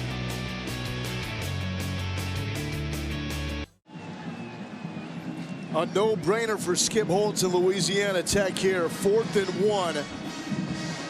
3rd time that the Bulldogs have gotten inside the 30. Previous 2 times, missed field goals. So the Bulldogs bringing in the heavies. You get a chance to test, if you're Texas, your defensive line under adversity in a critical situation. You've got some young guys with little experience up front. Can they build a wall here and prevent the Bulldogs from converting? From 3 in the backfield to an empty backfield for Jamar Smith. Smith will roll right side, got an open man. Chris Brown makes the contact, but Bobby Hawley had it right at the sticks and incomplete. No, they will call this one complete for Hawley. This one is likely going to go down to a review. The ruling on the field is the first down. Yeah, I think this needs a review. It appeared as though he didn't have full control as he was trying to stretch the football out there. The ruling on the first down is under further review. Indeed. Well, let's give credit here. Let's talk about Chris Brown. I mean, when you start looking at his size, he's one of the smaller defensive backs at 5'11", 195. He's been involved in the action. And as I said earlier in the day, they just cannot keep this kid from playing. And Todd Orlando loves guys that make plays. That was an excellent job of closing down the space, knowing exactly where the first down marker was. But last but not least, pushing the ball carrier back and making something happen. This is a play that if you make these types of plays regularly, you're going to see 15 as a fixture on this defense throughout the season. So Hawley initially hauled it in, and then he tries to extend because where he catches the ball, he's behind the yard to gain. As he extends, the ball pops out. And again, rule to catch on the field. Will there be enough to overturn? And from looking at it that angle, he might have had possession. This is going to be a tough call to make. Your point about Chris Brown, though, is on point. Because you talk to Malcolm Roach, he'll tell you that Chris Brown is one of the best players on this defense. He showed it tonight. But here's the problem. The guys in the secondary that don't play corner, what do you do when you have Caden Stearns, Brandon Jones, B.J. Foster, Josh Thompson, and DeMarvion Overshown? It's a good problem to have in the Big 12. When you have all these high-flying offenses that like to throw the ball all over the yard, and Texas has some young, bright stars back there, but you've got guys like Chris Brown, who's also making sure that he does a good job of earning some playing time. You know, my one question about this review is, did he maintain possession? And you know that's exactly what the official is looking at here. And he spent some time over there. This is one of those calls because it's a 4th down and totally changes the momentum of this ball game. Did he maintain possession? And if he did he have enough for to the get first the first down? Indeed. After further review, the ball did not get to the line to gain. It's Texas ball, first down. So it is a catch, but does not get the appropriate yardage. Well, I'm going to say it right now. This is one of the plays of the game for me. I mean, I don't know what will happen later, but the fact that the attacking style of defense and man-to-man, not to mention, I personally thought that they were about to run the football. They came out, they shifted. I think it was a good call on the Bulldogs' part, but it didn't catch this Texas defense off guard because Chris Brown made a phenomenal play on the ball. So 3 drives inside the 30 for Louisiana Tech. Nothing to show for it. as the shutout is still alive.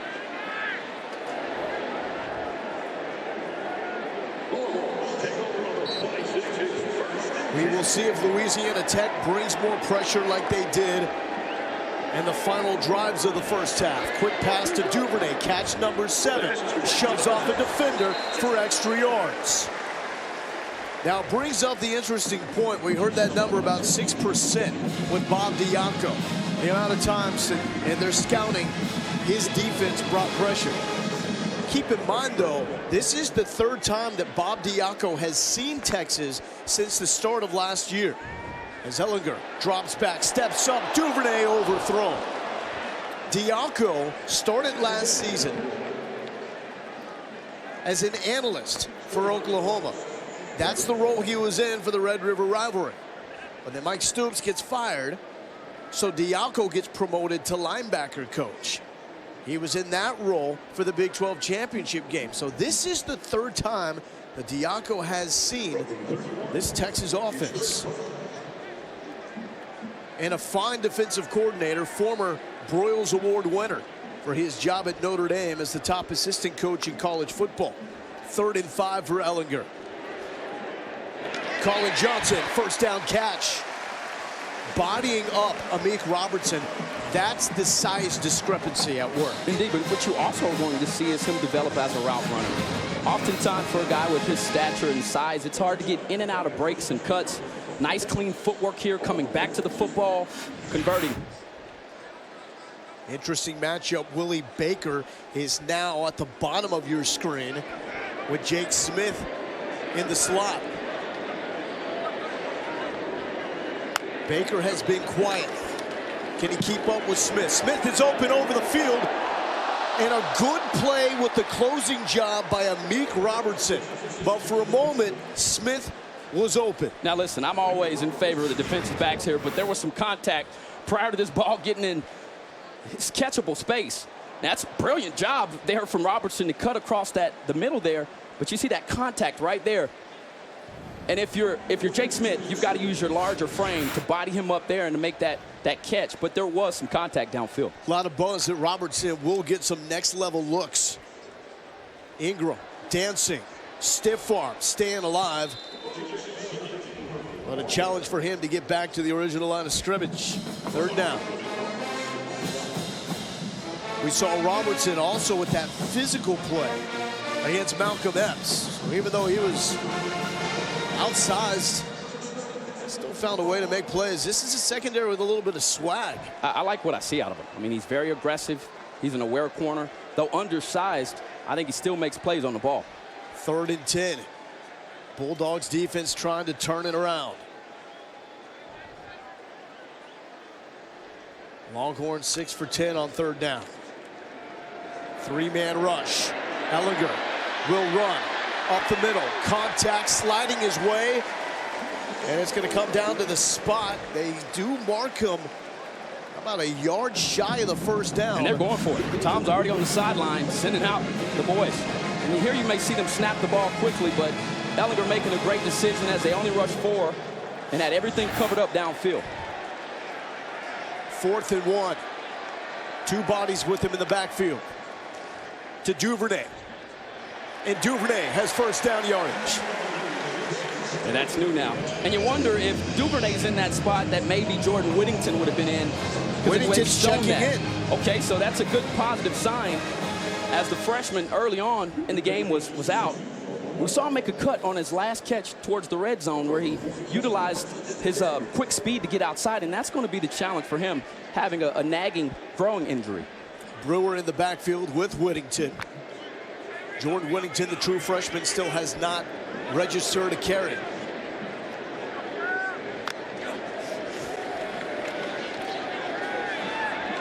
Ehlinger to a wide open Devin Duvernay. A career performance, keeps getting better. I love the route combination here. They went to it earlier in the game and scored a touchdown. This time finds Duvernay on the corner route. And when you go back and look a season ago, Duvernay did not have one drop. And you see him tonight, he's been targeted, and every time he's been targeted, he's managed to haul the pass in. 8 catches, a career high for 54 yards. Play action. And there it is, on the money to Eagles. 25 yards, and Brennan Eagles to the end zone for the second time tonight.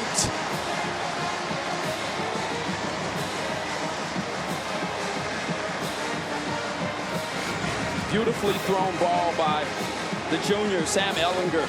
Look at the zip on that thing, put it right in the location it needed to be. And an acrobatic catch from Eagles. And they're going to need Eagles this year to make plays opposite of Colin Johnson to open up things for the senior wide receiver on the other side.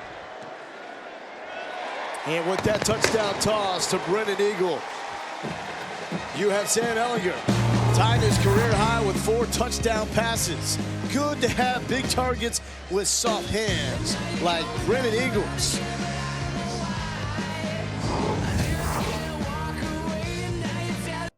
Texas football on Longhorn Network is brought to you by Air Gas. Gases, welding, safety products, and nitrogen fog provider every time the Longhorns take the field since 1998. Another 10-play touchdown drive for the Longhorns, their second of the night. 74 yards, capped by Brennan Eagles. And a host of Texas defenders there on special teams as Louisiana Tech will start inside the 20. How did Brennan Eagles get so open? Well, it's a breakdown in coverage. These two guys are playing a 2 concept with me. He's hugging here for the flat route. He's supposed to get over the top, but the route combo forces him to be in a poor spot. As you see these two, the pressure that they put with Eagles running the go route and then the inside post route, he's put in no man's land. He's covering grass, and Eagles is wide open. Now, what you'd like to see is that cornerback hug the wide receiver a little bit more and carry with that route. Poor job in the back end, which led to Sam Ehlinger throwing a ball on the dart for another Texas touchdown. And we may be seeing the benefit of the recent change to the redshirt rule. Eagles was able to get playing time last season, but did not play in more than 4 games, so was able to keep his red shirt. Remember, a delay of game by number 8 of the offense. It's a 5-yard penalty, and it's still first down. He actually got credit for his start in the season opener because Colin Johnson did not have his knee pads in and had to go to the sideline. Yeah. And Eagles was the man they threw in. Well, he's maturing, and you can tell he's understanding route combinations, knowing how to create space and get open for his quarterback. Good room to run for Jaquise Dancy. Gets all the yardage back, lost to the penalty and more, 16 yards before Brandon Jones can bring him down. Yeah, they only had 29 rushing yards up until that point. The longest run of the night here for the Bulldogs. Just a good job of getting out in space. Quick pass to Hebert. Jalen Green fighting through a block to make the stop. It's an excellent job there by Green. He's a physical corner. Forces his blocker right into the wide receiver, then makes the tackle. You can't play it any better than that from the cornerback spot. This is a Texas defense that was really shaken up due to graduation in the draft. Losing Charles Amenahoop, losing Chris Nelson, Brecken Hager, Gary Johnson, Anthony Wheeler, and your starting cornerbacks in Devontae Davis and Chris Boyd. Yet they have not missed a beat. A lot of pressure here. Joe Brick to Isaiah Graham, his second big catch of the night. And it's a first down. Now, when it comes to the inexperience as a whole, 8 returning starters overall, offensively and defensively. The fewest, according to Phil Steele, in all of college football. Defensively, specifically, this is what they lost. But Todd Orlando honestly didn't think that the losses were quite as big of a deal as people are making them, because there is inexperience, but it's some of the most talented inexperience that this defense has had in quite a while. Dancy motions out, and there is the go-to receiver with his first catch of the night, and Adrian Hardy.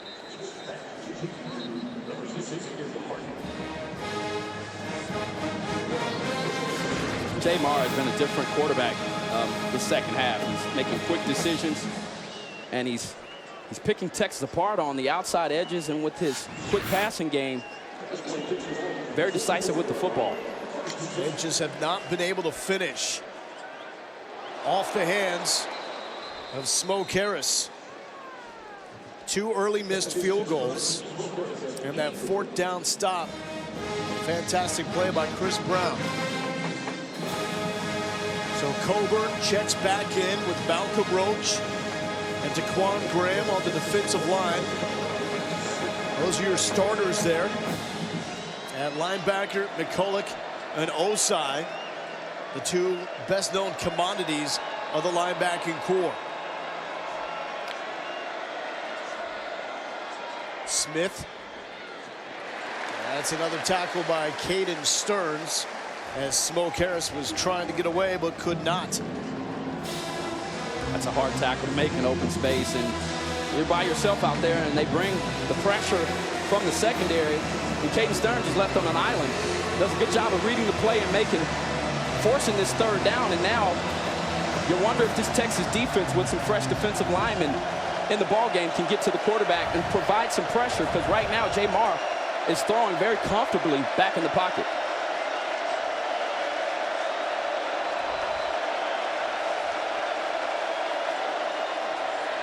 Here comes the house. It's left short as he was looking for Graham on the slant. So 4th and 5. What do you do here when you're down 31-0? Go for the long 4th down. You punt it away. Anytime in between the 40s, that's one of those situations where it could be a 4 down, and it appears as though Skip Holtz has decided that he's going to allow his offense to stay out there on the field. And now if you're Texas, you've got to make another stop. They just brought a 5-man pressure. Orlando's been doing a good job all night tonight of mixing up the blitzes against this veteran quarterback. 2 takeaways and already 1 stop on 4th down for this Texas defense. Roach coming up the middle. Caden Stearns in coverage as that was overthrown, looking for Smoke Harris. Texas holds on 4th down for the 2nd straight drive, and it's 31-0.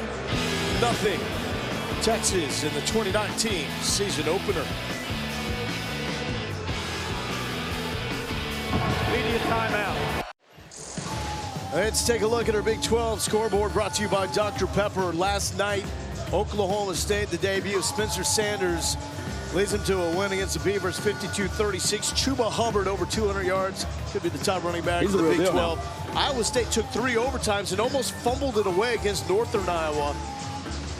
And TCU up on Arkansas Pine Bluff, 19-0. Looking forward to that OU Houston matchup coming up tomorrow night with Dana Holgerson making his U of H debut.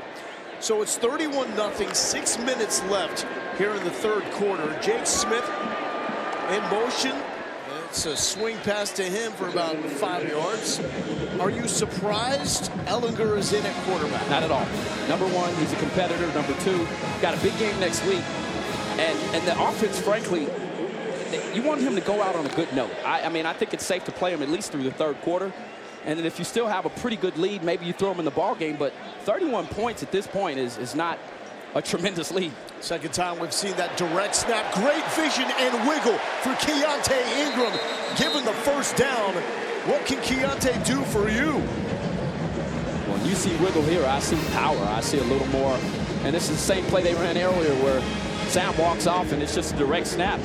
But that pound, the weight that he added, the armor, as Tom Herman called it, I believe that's what allowed him to break through that 2nd tackle with power. And straight up muscle, 12 yards for Ingram. Back to Ingram, no one's home. Ingram slips through 1 tackle, trying to take on 3 Bulldogs by himself. That's what the muscle will do. 20 yards for the sophomore from Carthage. Watch him stick his foot in the ground here and get out there. Jeez, I mean, this is a very powerful cut. Sets up the defender. Nice job of getting off that left foot, planting it in the ground, and making a miss.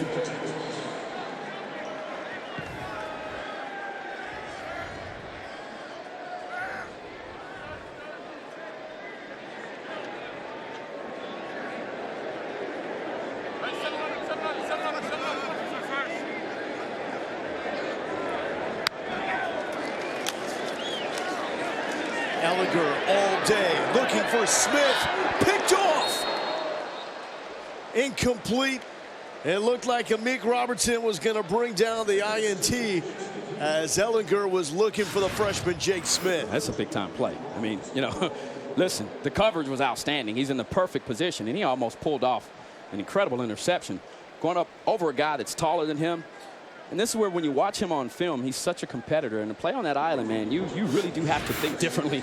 You've got to believe you're Superman. And right now, and in that particular play, he certainly looked like it. And we've seen him check Colin Johnson, Jake Smith, and now at the bottom of your screen against Malcolm Epps, Reese Leto at tight end. Back to Ingram. He's going to bounce it out. Ehlinger, lead blocker, gives him one.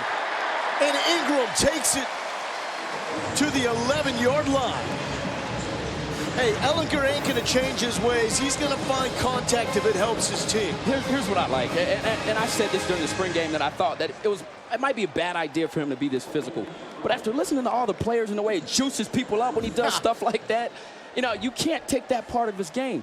Your toughest player is your quarterback. I mean, how often does that happen? And right now, Keontae Ingram is starting to really pick up some steam. He's looking good.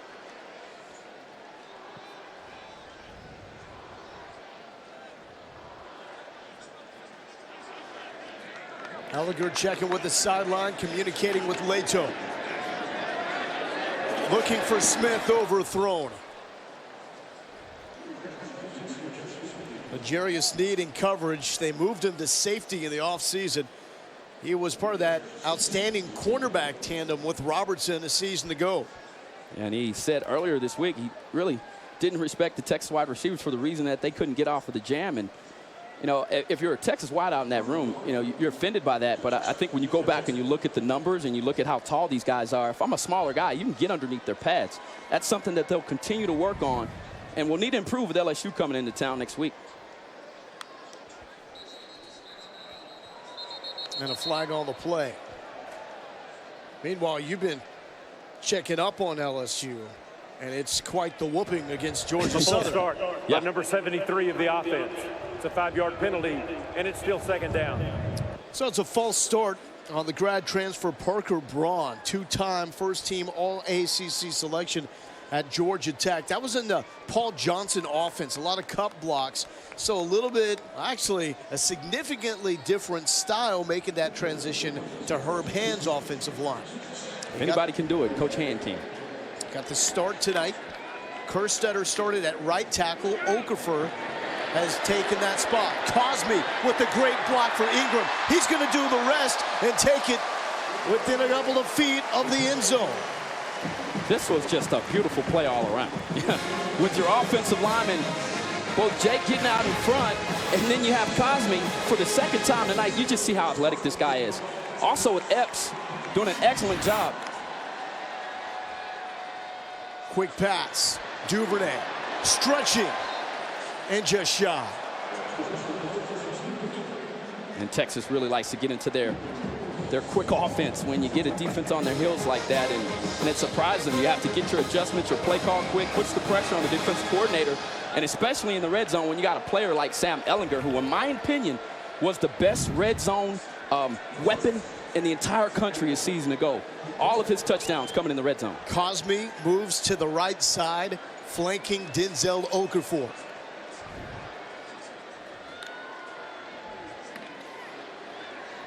And they will run that way. Ingram keeps his feet and gets into the end zone. Touchdown, Keontae Ingram. Yeah, the Bulldogs defenders are saying he didn't get in, but let's see from this angle if that ball crosses the plane. And it appears to be a touchdown from that angle. Keontae Ingram. What a drive he was able to put together here. Tremendous weapon. Showed endurance, showed some power, showed good cuts, showed patience, vision. You know, it'll be interesting to see how this guy continues to develop, because he's the guy in that room. I thought last year they had a safety net with the veteran Trey Watson, who towards the latter part of the year really turned it on when Ingram was banged up. Over 100 total yards now for Keontae Ingram, 78 on the ground, and you can give him 43 off 3 catches as well. 38 zip. Texas feeling good on opening night in Austin.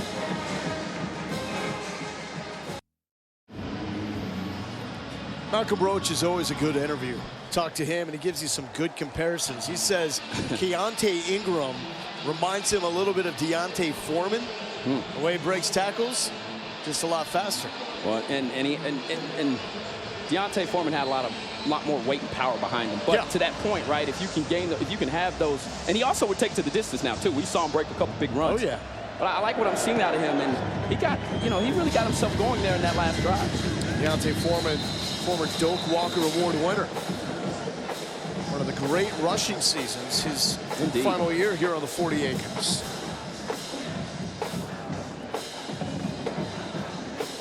So really, this is what you were looking for if you're Tom Herman and Tim Beck. Just one turnover on the night. Ehlinger has matched a career high with 4 touchdowns, 29 of 39. Great production from Ingram on the ground. And you're getting all the receivers in the mix. And it is an intimidating group of receivers for Texas. They were all big dudes with the exception of Devin Duvernay. Even a guy like Jake Smith, he's not the tallest guy, but he's so well built. No one here on the in around Smoke Harris. First down yardage as Smoke slips away. Given name is Davon. Showed up on campus, asked him, "What's your name?" Says Smoke. Said, "Okay." "Is that what you want to go by? Because it's going to be in the media guide and the roster." And he says, "Yeah." Short chopping stride, but he ate up some turf there.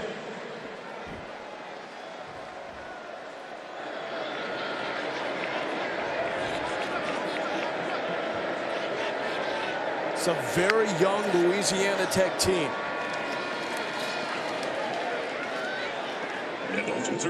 And Justin Henderson brought down by Jeffrey McCulloch, 7 yards on the game.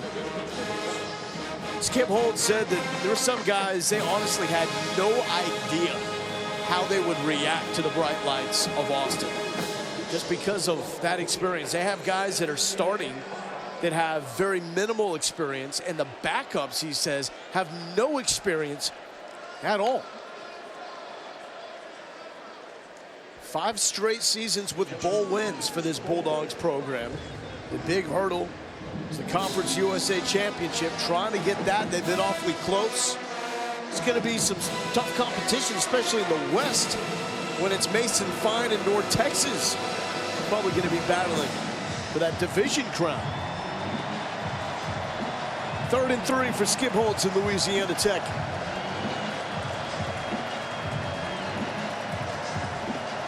Empty backfield for Jamar Smith,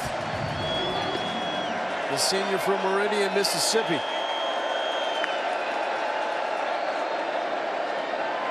Right side, wide open receiver and a first down to C.J. Powell as B.J. Foster halts his progress.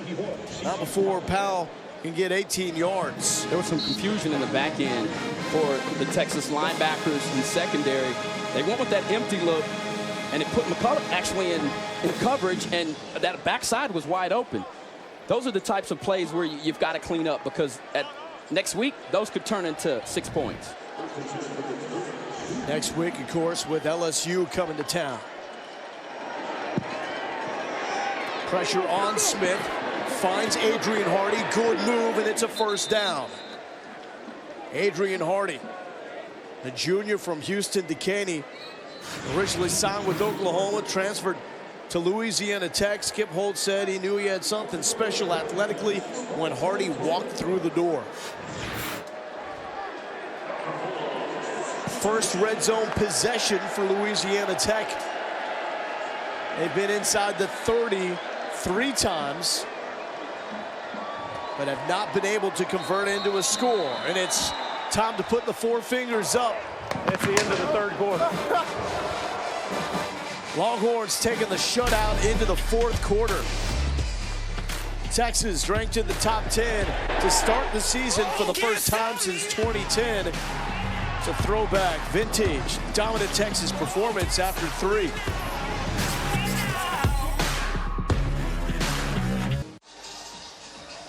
A 38-0 lead for Texas in the 2019 season opener in the first ever matchup against Louisiana Tech. The Bulldogs mounting a drive, getting inside the red zone for the first time in this game. Just actually feet shy of that 20-yard line.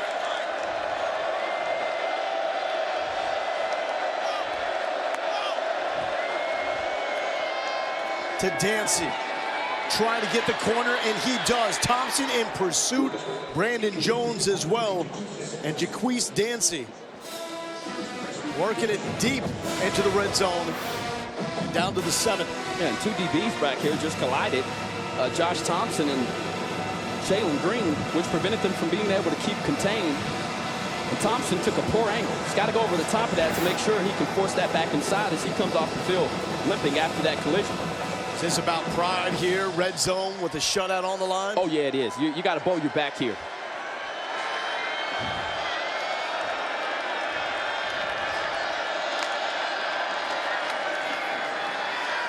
Looking for Hardy. It's tipped up. And won't find anybody. Anthony Cook was there in coverage. Looked like Estelle got his hand on this end of this ball right here. He tips it up. Nearly pulled off the 1 interception. That's called the tip drill. DBs will be upset. That's exactly what you're supposed to do. Someone's got to find that ball and prevent them from scoring, as you talk about taking that pride. As they bring Caden Stearns back in the ball game, you want to bring back one of your top safeties. Foster and Juwan Mitchell off. Orlando playing a lot of bodies for this Texas defense. Hardy's at the top of your screen. Smith will roll right. Chris Brown in pursuit. Yeah, who else? I mean, he's doing a fine job inside. And that's what you want. You don't want to even give him the ability to turn around. Keep everything in front of you and make the tackle. Keep third down here. 3rd and goal for Louisiana Tech. Right at the 5-yard line.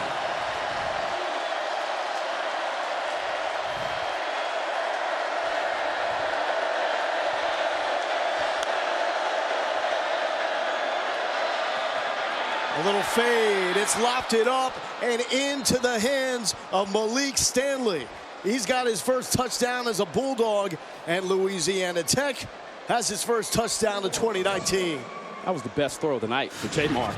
I mean, he throws this going back and just put it in the perfect location. Only where the wide receiver could grab it. It's not bad coverage there from Brandon Jones. Typically at that goal line, you want to try to transition underneath the wide receiver and allow that back line to be your defender and force the quarterback to throw inside. But that was a good route and an even better throw from Jamar.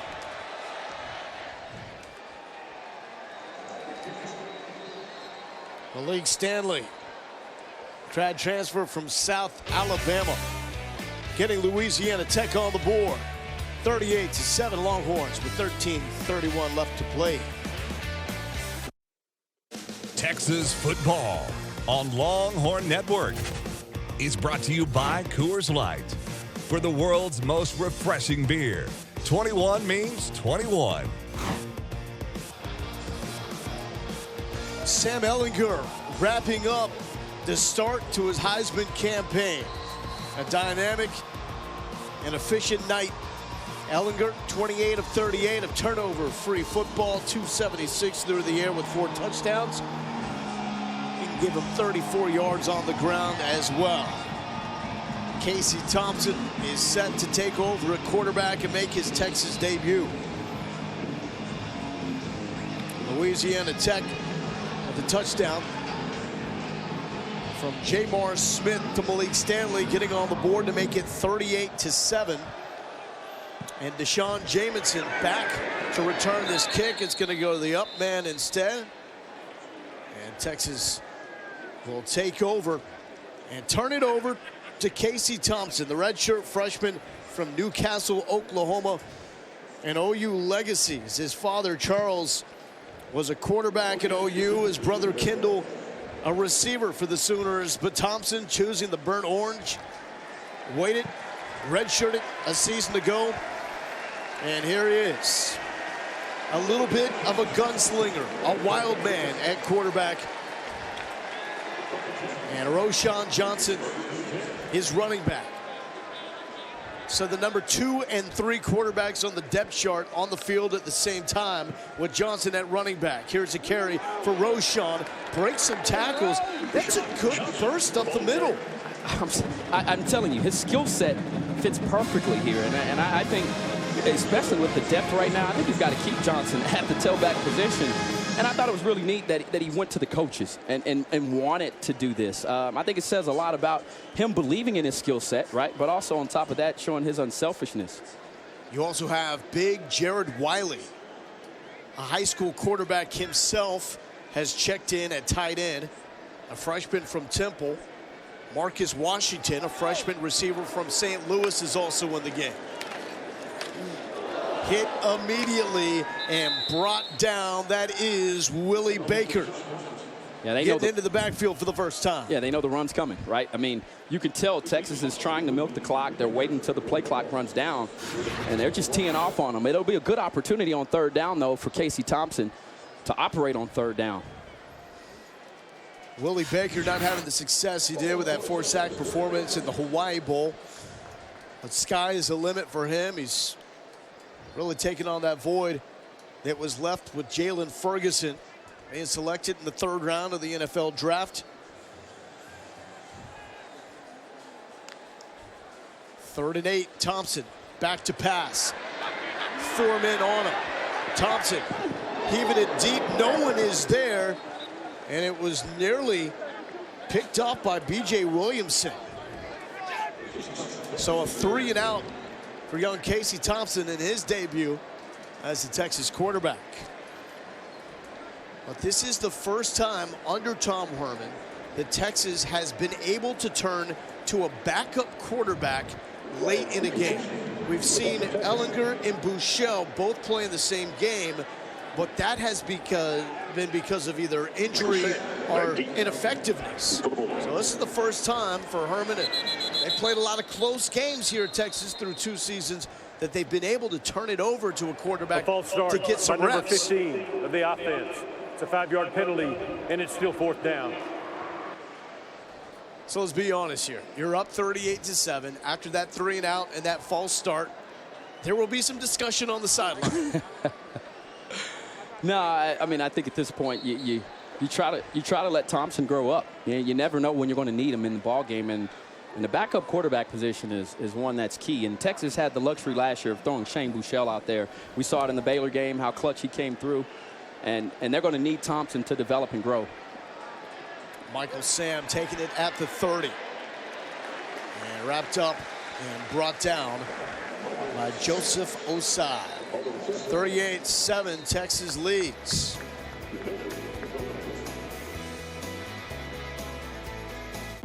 "19 people are all that fit in our first store. And although we and our menu have grown, you can still taste the mischief of our early Austin days in every bite.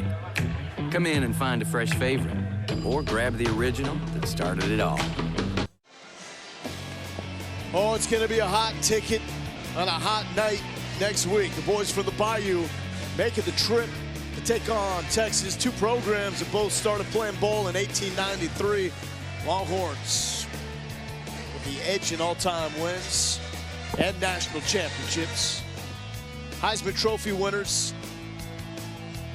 There's been a lot of consensus All-Americans with Glenn Dorsey on the left, and the Heisman's Billy Cannon. The lone Heisman winner for LSU, Ricky and Earl for Texas. And because of the proximity, tickets are going for astronomical prices on the secondary market. And LSU travels well. A night game, that's where the LSU fans are at their best. Here's Smith over the middle, big thud. But Powell stays on his feet. That's Smoke Harris, actually. The little guy, tough to bring down. So Joe Burrow, transfer from Ohio State. This will be his 2nd year leading the LSU offense. A lot of talk that they will let him open it up a little bit more. LSU with 8 starters coming back on both sides of the ball. Defense is stacked once again.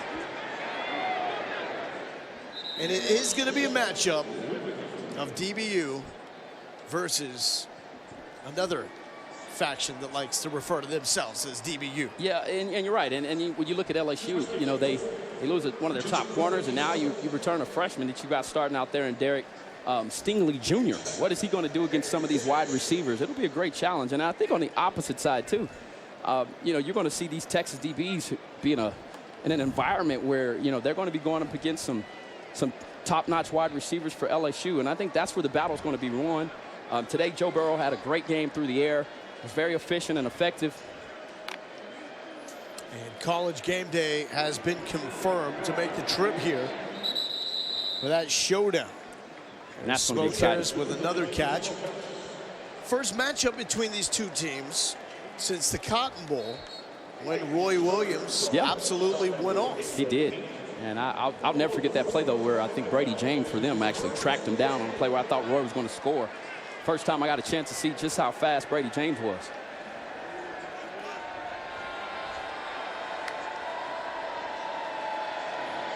Dancy with the carry. 3 Texas defenders there, led by Moro Ojimo. Ojimo will get a lot of wrong, especially with questions just on how long Coburn can go in games. He's playing more outside, but they moved him inside. As the backup knows, he's got long arms, but he's not super tall. So Todd Orlando really likes that combination against centers as opposed to being outside against offensive tackles. 2nd and 9 for Smith. Good pressure. He slips out of it. And Smith will take off running for the sideline as Jacoby Jones nearly brought him down. Jones already with an impact play tonight with a forced fumble that was recovered by Brandon Jones. Great job of freshman here. Just beats him inside. Nice job of using his hands. Jamar with that stiff arm at the end is what really prevented him from getting the sack there. It's another 3rd down here, and some young Texas defenders out on the football field looking to make a stop. I've been impressed with Jamar Smith tonight. 31 of 44, 304 through the air. Just 1 interception. Smith trying to weave that through 2 Texas defenders and cannot. Smith, though, has also passed Terry Bradshaw again for 300-yard games. 8 now in his career.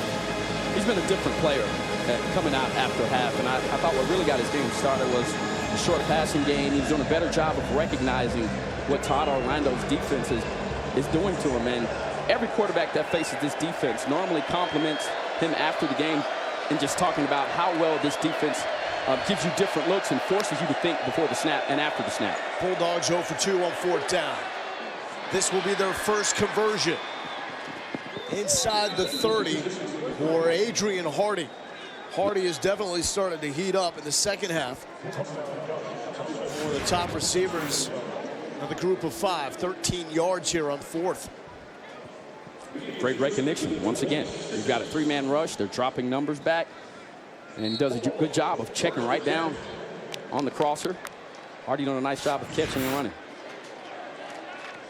Smith, good timing, but even better timing by Caden Stearns, who gives him a little look. And this is what gets you really excited about Caden Stearns, the timing there. He's a playmaker. We saw that a season ago. And this young sophomore had played like a veteran early on this time here at Texas. They're looking for him to really take the next step and to be not just a good player, but to be a leader of this defense. And when your team needs you, like they did there, make your play. Caden Stearns, though, is going to be one of those names when you start talking about DBU. He'll be a name that you throw in there in the very near future. Anthony Cook and Deshaun Jamison, the cornerbacks, on 2nd and 10. Smith, quick screen. We got Smoke Harris. Keandre Coburn is there. Intriguing mix of size and athleticism. I mean, with the hype he's getting, could we be talking about a guy that goes up there with a Sean Rogers, Casey Hampton? Easy.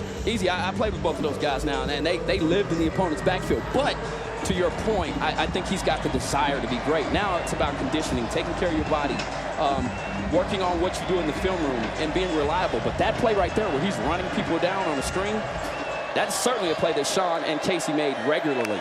It's a Malcolm Brown play. Smith behind his intended receiver, Isaiah Graham.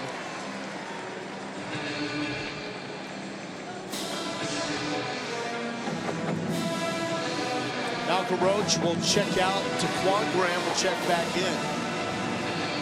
Do you see an elite pass rusher on this Texas defense? Oh, I'm not sure if you got a chance to see one tonight, but I can tell you this. I think the talent's there for them to be able to find one. And Roach, he's made a player 92, Kobe Jones. We know that Graham in high school, that's what he was specifically known for, though he's put on some bulk. But now's a great time to show it if you are. 4th and long for Jamar Smith.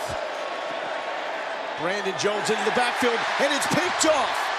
Joseph Osai, sideline. Wave goodbye. Osai cradling it all the way into the end zone. Flag down here, like Brandon Jones. Flag on a play.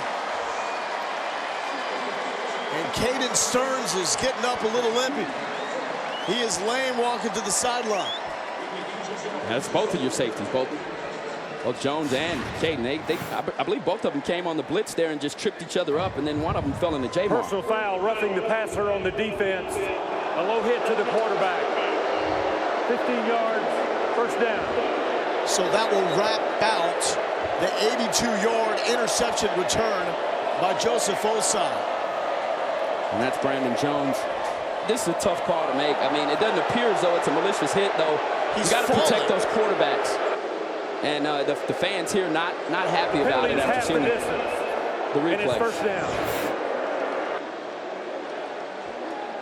It didn't look like it was malicious. Indeed. But still low contact on Jamar Smith. Oh, man, Osai.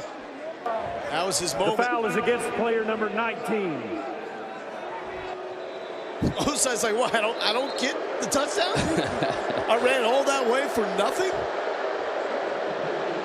Hey, but Osai showed some really good hands on that pick. I just, you look at him. I mean, he's 6'4", 245, and he's sophomore, and he's a big boy.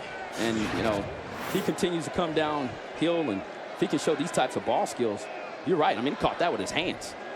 And the way he's cradling that ball there, he's like, I'm not giving it up.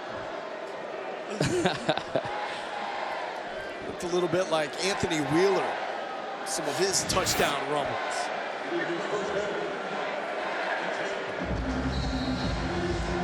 So it's a first down for Louisiana Tech at the 12-yard line.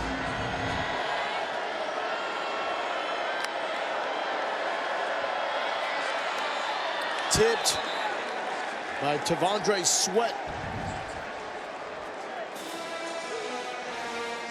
Sweat has gotten a lot of run for a true freshman that was really under the radar. One of the lower-ranked defensive players in this true freshman class. Sometimes that gives you motivation, you know, to come out here and to prove people wrong when you've got all these 4 and 5 stars running around, and he's like, you know what, I'm gonna just sit back and do my job. And that time they're showing great awareness to put his hands up.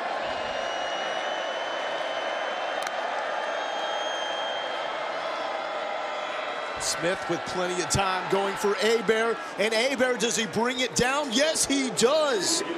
Contested catch hauled in by Griffin Hebert. You'd like to see the DB turn around here, but you've got to give credit where credit is due.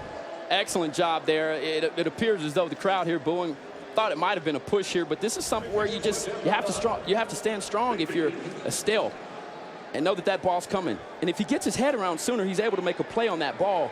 But he turned it around too late, but great timing there to haul in the ball by Hebert. First career touchdown for the sophomore from Lafayette. Griffin Hebert, one of the stars of fall camp.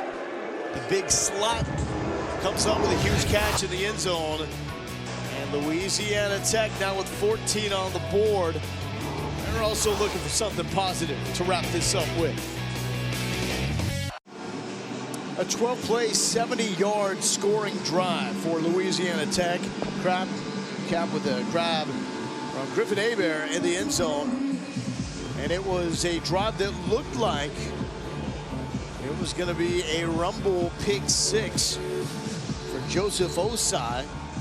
But roughing the passer called on Brandon Jones. first down, 15 yards for Louisiana Tech, and they're able to take advantage of it. Their second scoring drive of this fourth quarter. Jake Smith and Deshaun Jamison back deep for Texas. Jamison will have a chance. Short kick. And Jamison to about the 30-yard line. Connor Taylor fighting him out of bounds. So another drive here for Casey Thompson. You saw the first one. Didn't go like he wanted it to. What's the next step here? Well, I'd like to see him carry the football. And I think right now, Louisiana Tech knows that Texas is going to try to milk the clock. The next evolution of that, right, is for him to get in that read zone read, RPO package, whatever it may be, and to carry the football. He's a good athlete. And I think getting a couple of rushes under his belt would certainly help him. Roschon Johnson also back in at running back. 3 carries for 6 yards for the converted quarterback. There is Johnson. And it's a really nice initial burst once again for 6 yards before Darrell Lewis brings him down.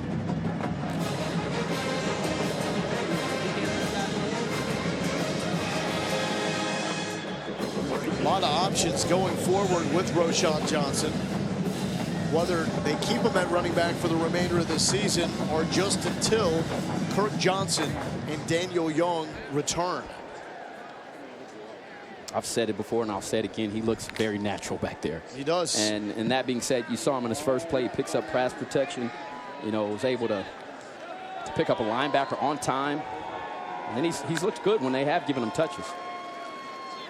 Quick pass. Jordan Pouncey lowering the shoulder to the 50. And Jordan Pouncey with his first career catch.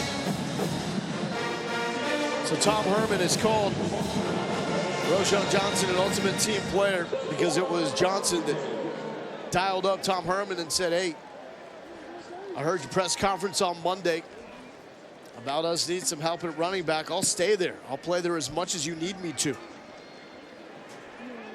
I thought about moving Jake Smith there, but felt like they needed him and it would be better for his development to stay in the slot. As Sam Ehlinger pointed out yesterday, the running back, especially when it's a converted quarterback, he's going to know the entire offense because when you play quarterback, you better know. By number 83 of the offense. It's a 5-yard penalty, and it's still first down. You better know what the running back is doing on every play. You're right. And even there, you know, once again, as they were going into pass protection, he's doing a nice job of going to the appropriate spot. And what it also does, too, is a lot of times you want your young players to what you call mental reps from the sideline, where you're able to watch what's going on and insert yourself into the game. But now with this, I mean, he's actually, you know, back there seeing blitzes. He's getting a chance to see everything a quarterback would from that angle. And I think that will be beneficial down the road if he decides to go back to quarterback.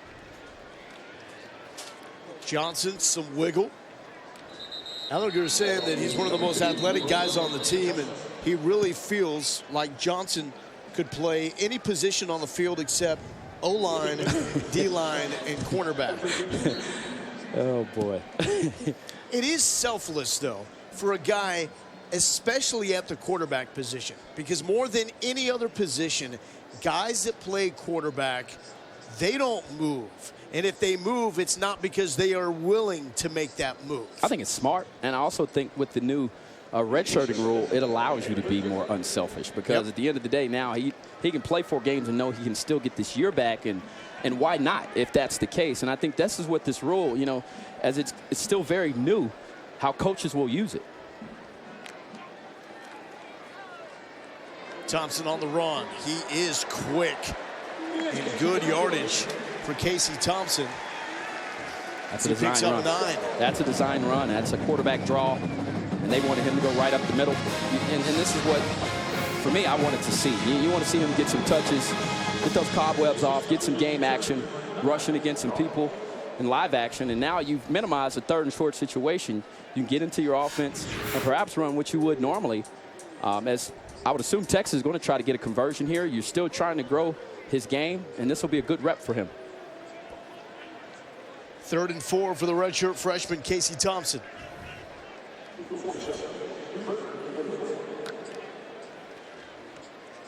to Roschon. Trying to get the edge. And gets back to the line of scrimmage. And set up a 4th down.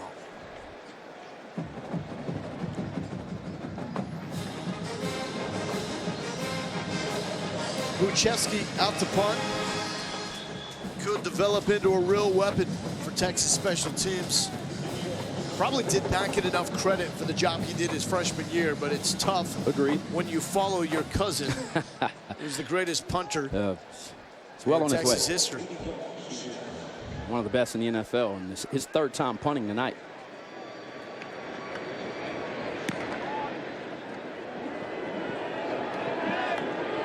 And inside the 10 for Buchevsky.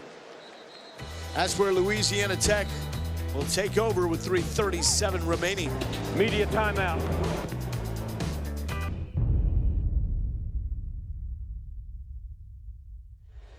Pads will be popping at DKR next Saturday night as LSU and Texas will go head-to-head on ABC. Louisiana Tech bringing in Weston Elliott for the final 3.5 minutes to quarterback this drive. Swings it out to DeAndre Marcus, and Marcus with about 9 yards. What's the most intriguing matchup you see with the upcoming LSU-Texas matchup? A young secondary against a veteran quarterback in Joe Burrow, and then you've got some wide receivers that appear to be finding their groove as well. And I think if you're Texas, you're going to have to figure out a way to lock down some of these guys. Terrace Marshall Jr. tonight had 4 catches, 3 touchdowns. Now you can look at the physicality of Texas and how hard they go in camp. And the downside is things like they had coming into the season opener. Injuries to Kirk Johnson, Daniel Young, not a lot of running back depth. But we've also seen the upside and why Coach Herman practices like that. It's because it turns into a physical product on the team. And there's no argument about it. The more physical team in the Sugar Bowl, an SEC opponent, was Texas. And you go back to really what started Herman's ascension in the coaching world. The matchup between Houston and Oklahoma and how physical Houston was in that game. And there's a reputation for Tom Herman. He has this old school approach, and just listening to he and Todd Orlando and Tim Beck actually talk about it, it's a risk you take. The risk is that you run the risk of your guys getting injured, but on the flip side, you turn out some guys and you know that they're either going to thump you or they're going to run from contact. And I think that's helped Texas find some gems and some players that are ready to play early. Picked off, Overshown. DeMarvion, Overshown, hopping in front of it. Osai didn't get his, but Overshown comes up with the first pick of his career. That's just a great job. He read the quarterback's eyes, slid right into underneath coverage, and a very acrobatic catch, and played a little wide out. They did it all in high school, and now utilizing those hands to get his first interception. The star of Arp High School. Played in 9 games last year. A lot of athletes roaming around there in the back. Oh, man, it's talking about a guy that came into last year as the #2 ranked safety in the nation. They had the top 3 in B.J. Foster, DeMarvion Overshown, and Caden Stearns. An embarrassment of riches in the secondary for Texas. Thompson looking right side, that's high, as he's looking for the freshman from St. Louis, Marcus Washington. And that's an easy throw you'd like to see Thompson connect on. It's a rhythm throw. You've got space out there. And that ball was overthrown. But that's why you want to get these reps. You want to make sure that he starts to get comfortable. Because as you alluded to, talking about Buechele from a year ago, you're a hit away. Yeah. And Ehlinger has not been able to stay entirely healthy through a full season. There's a little authority there on the ground. Great inside run. Nice blocking there by Gurmad. 8 yards for Roschon Johnson. And Roschon is kidding. Coach, feed me more. I like this running back spot. He last played running back when he was 9 years old. Dante Davenport down, the senior defensive end from Shreveport. And it is. I mean, that's phenomenal. I mean, you start to talk about it. But I think at the same time, you know, when you're a running quarterback, there's not a lot of difference. I mean, you saw him there, see that crease on an interior run, and really do a good job of bursting through there and then pushing the pile. If you're Tom Herman, does this make you comfortable enough to give him carries against LSU? Well, you may have to. I mean, at this point, you just never know. And this game, the game will start a little earlier. And tonight it was humid. I don't know what the weather will be like next week, but you know, when you start to run into those types of conditions, the first thing you think about are can my players handle it?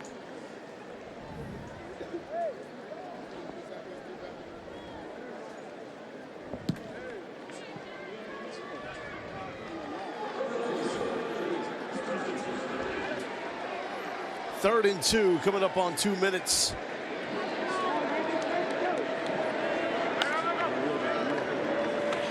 Roshan Johnson, first down, left side to the 15.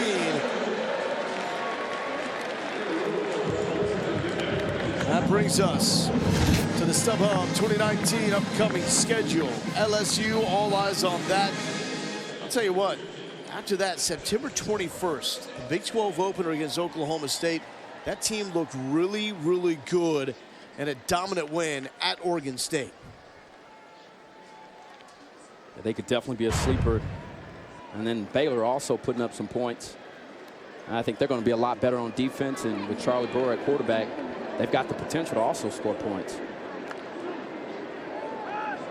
Thompson feeling pressure, floats it to Roshan Johnson, and he's inside the 5. 13 yards. Johnson is now doing it all. We've seen him with a catch. He's getting the carries. They're letting him do everything to make him as comfortable as possible at that running back spot.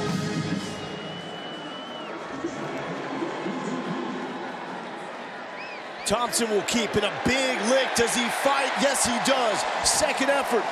Welcome to the end zone for the first time, Casey Thompson. This was a well-managed, well-executed drive, and this is his strength. You know, until he starts to develop more as a passer, you really can trust him with this type of package. And it's a good decision here, nice cut. That's a big hit now. I mean, they pushed him back, and he still was determined to get in. And I don't know if he got in, if he broke that plane. That right knee was down. No stoppage.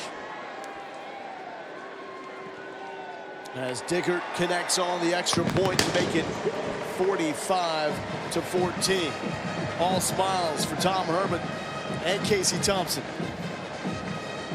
What's Dad and the fam doing right now? I mean, celebrating, seeing their son or brother scoring a touchdown in burnt orange. A little different look for the Thompson family. Yeah, but the bloodline runs deep, and you know, and it's when you see your family out there, it's a little bit different. I know typically they're putting the orange down, but right there, that might have been a time where they put them up.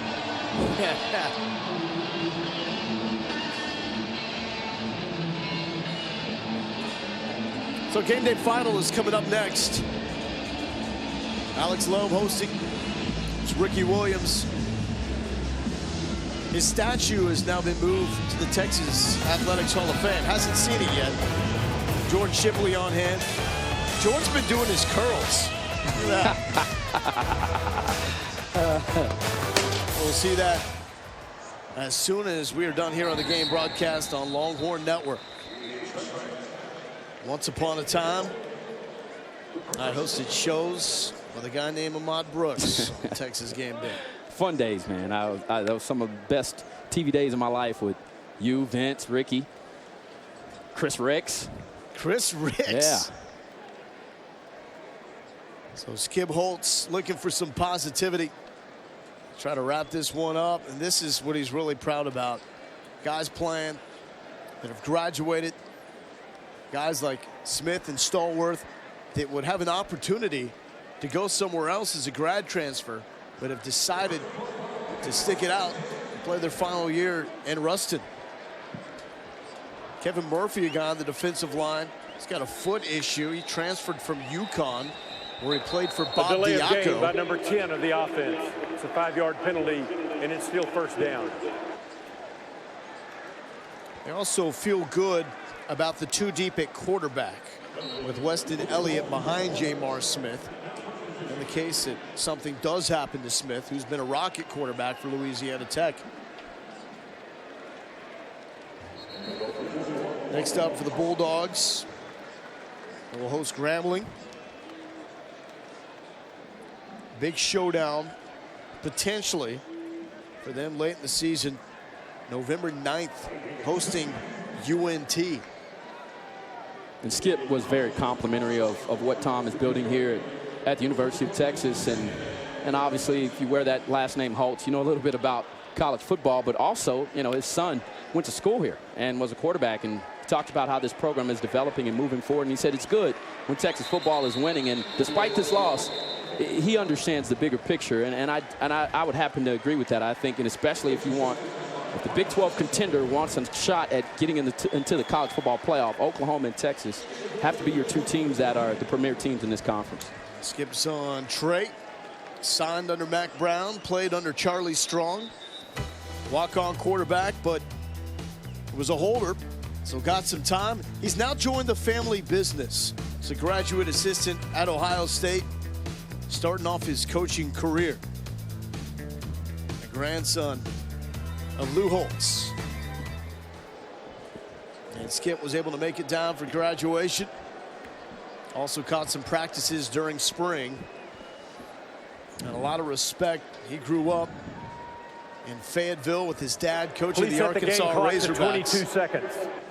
So remembers some great battles between the Hogs and the Texas Longhorns.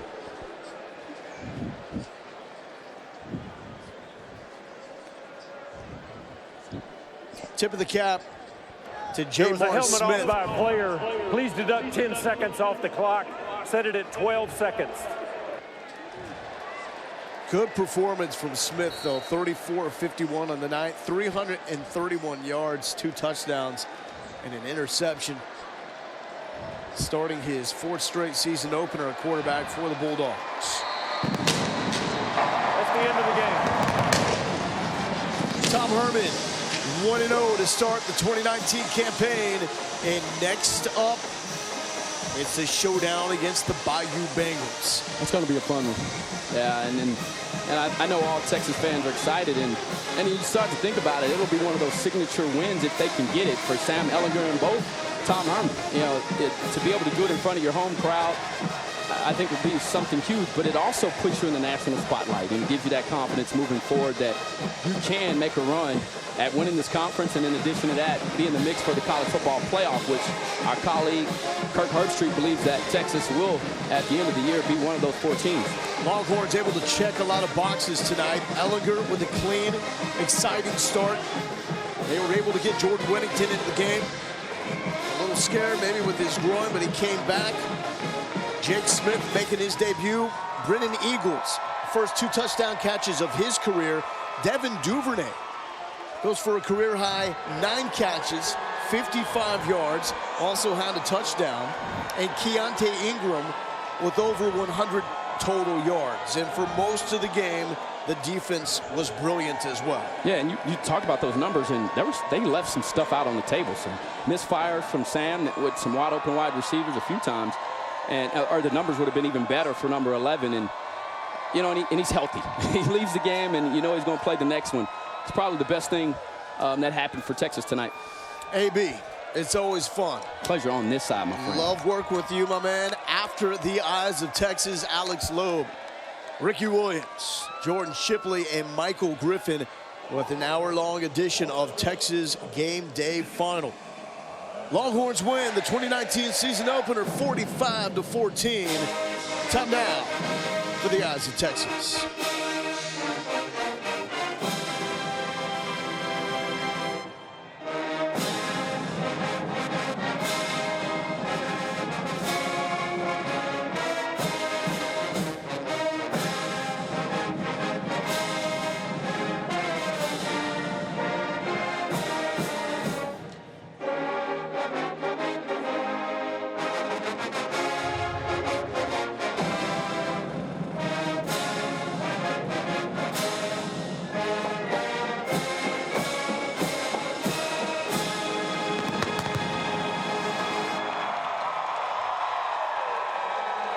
Texas Game Day Final alongside Michael Griffin with the Shades, Jordan Shipley, Ricky Williams. I'm Alex Lowe.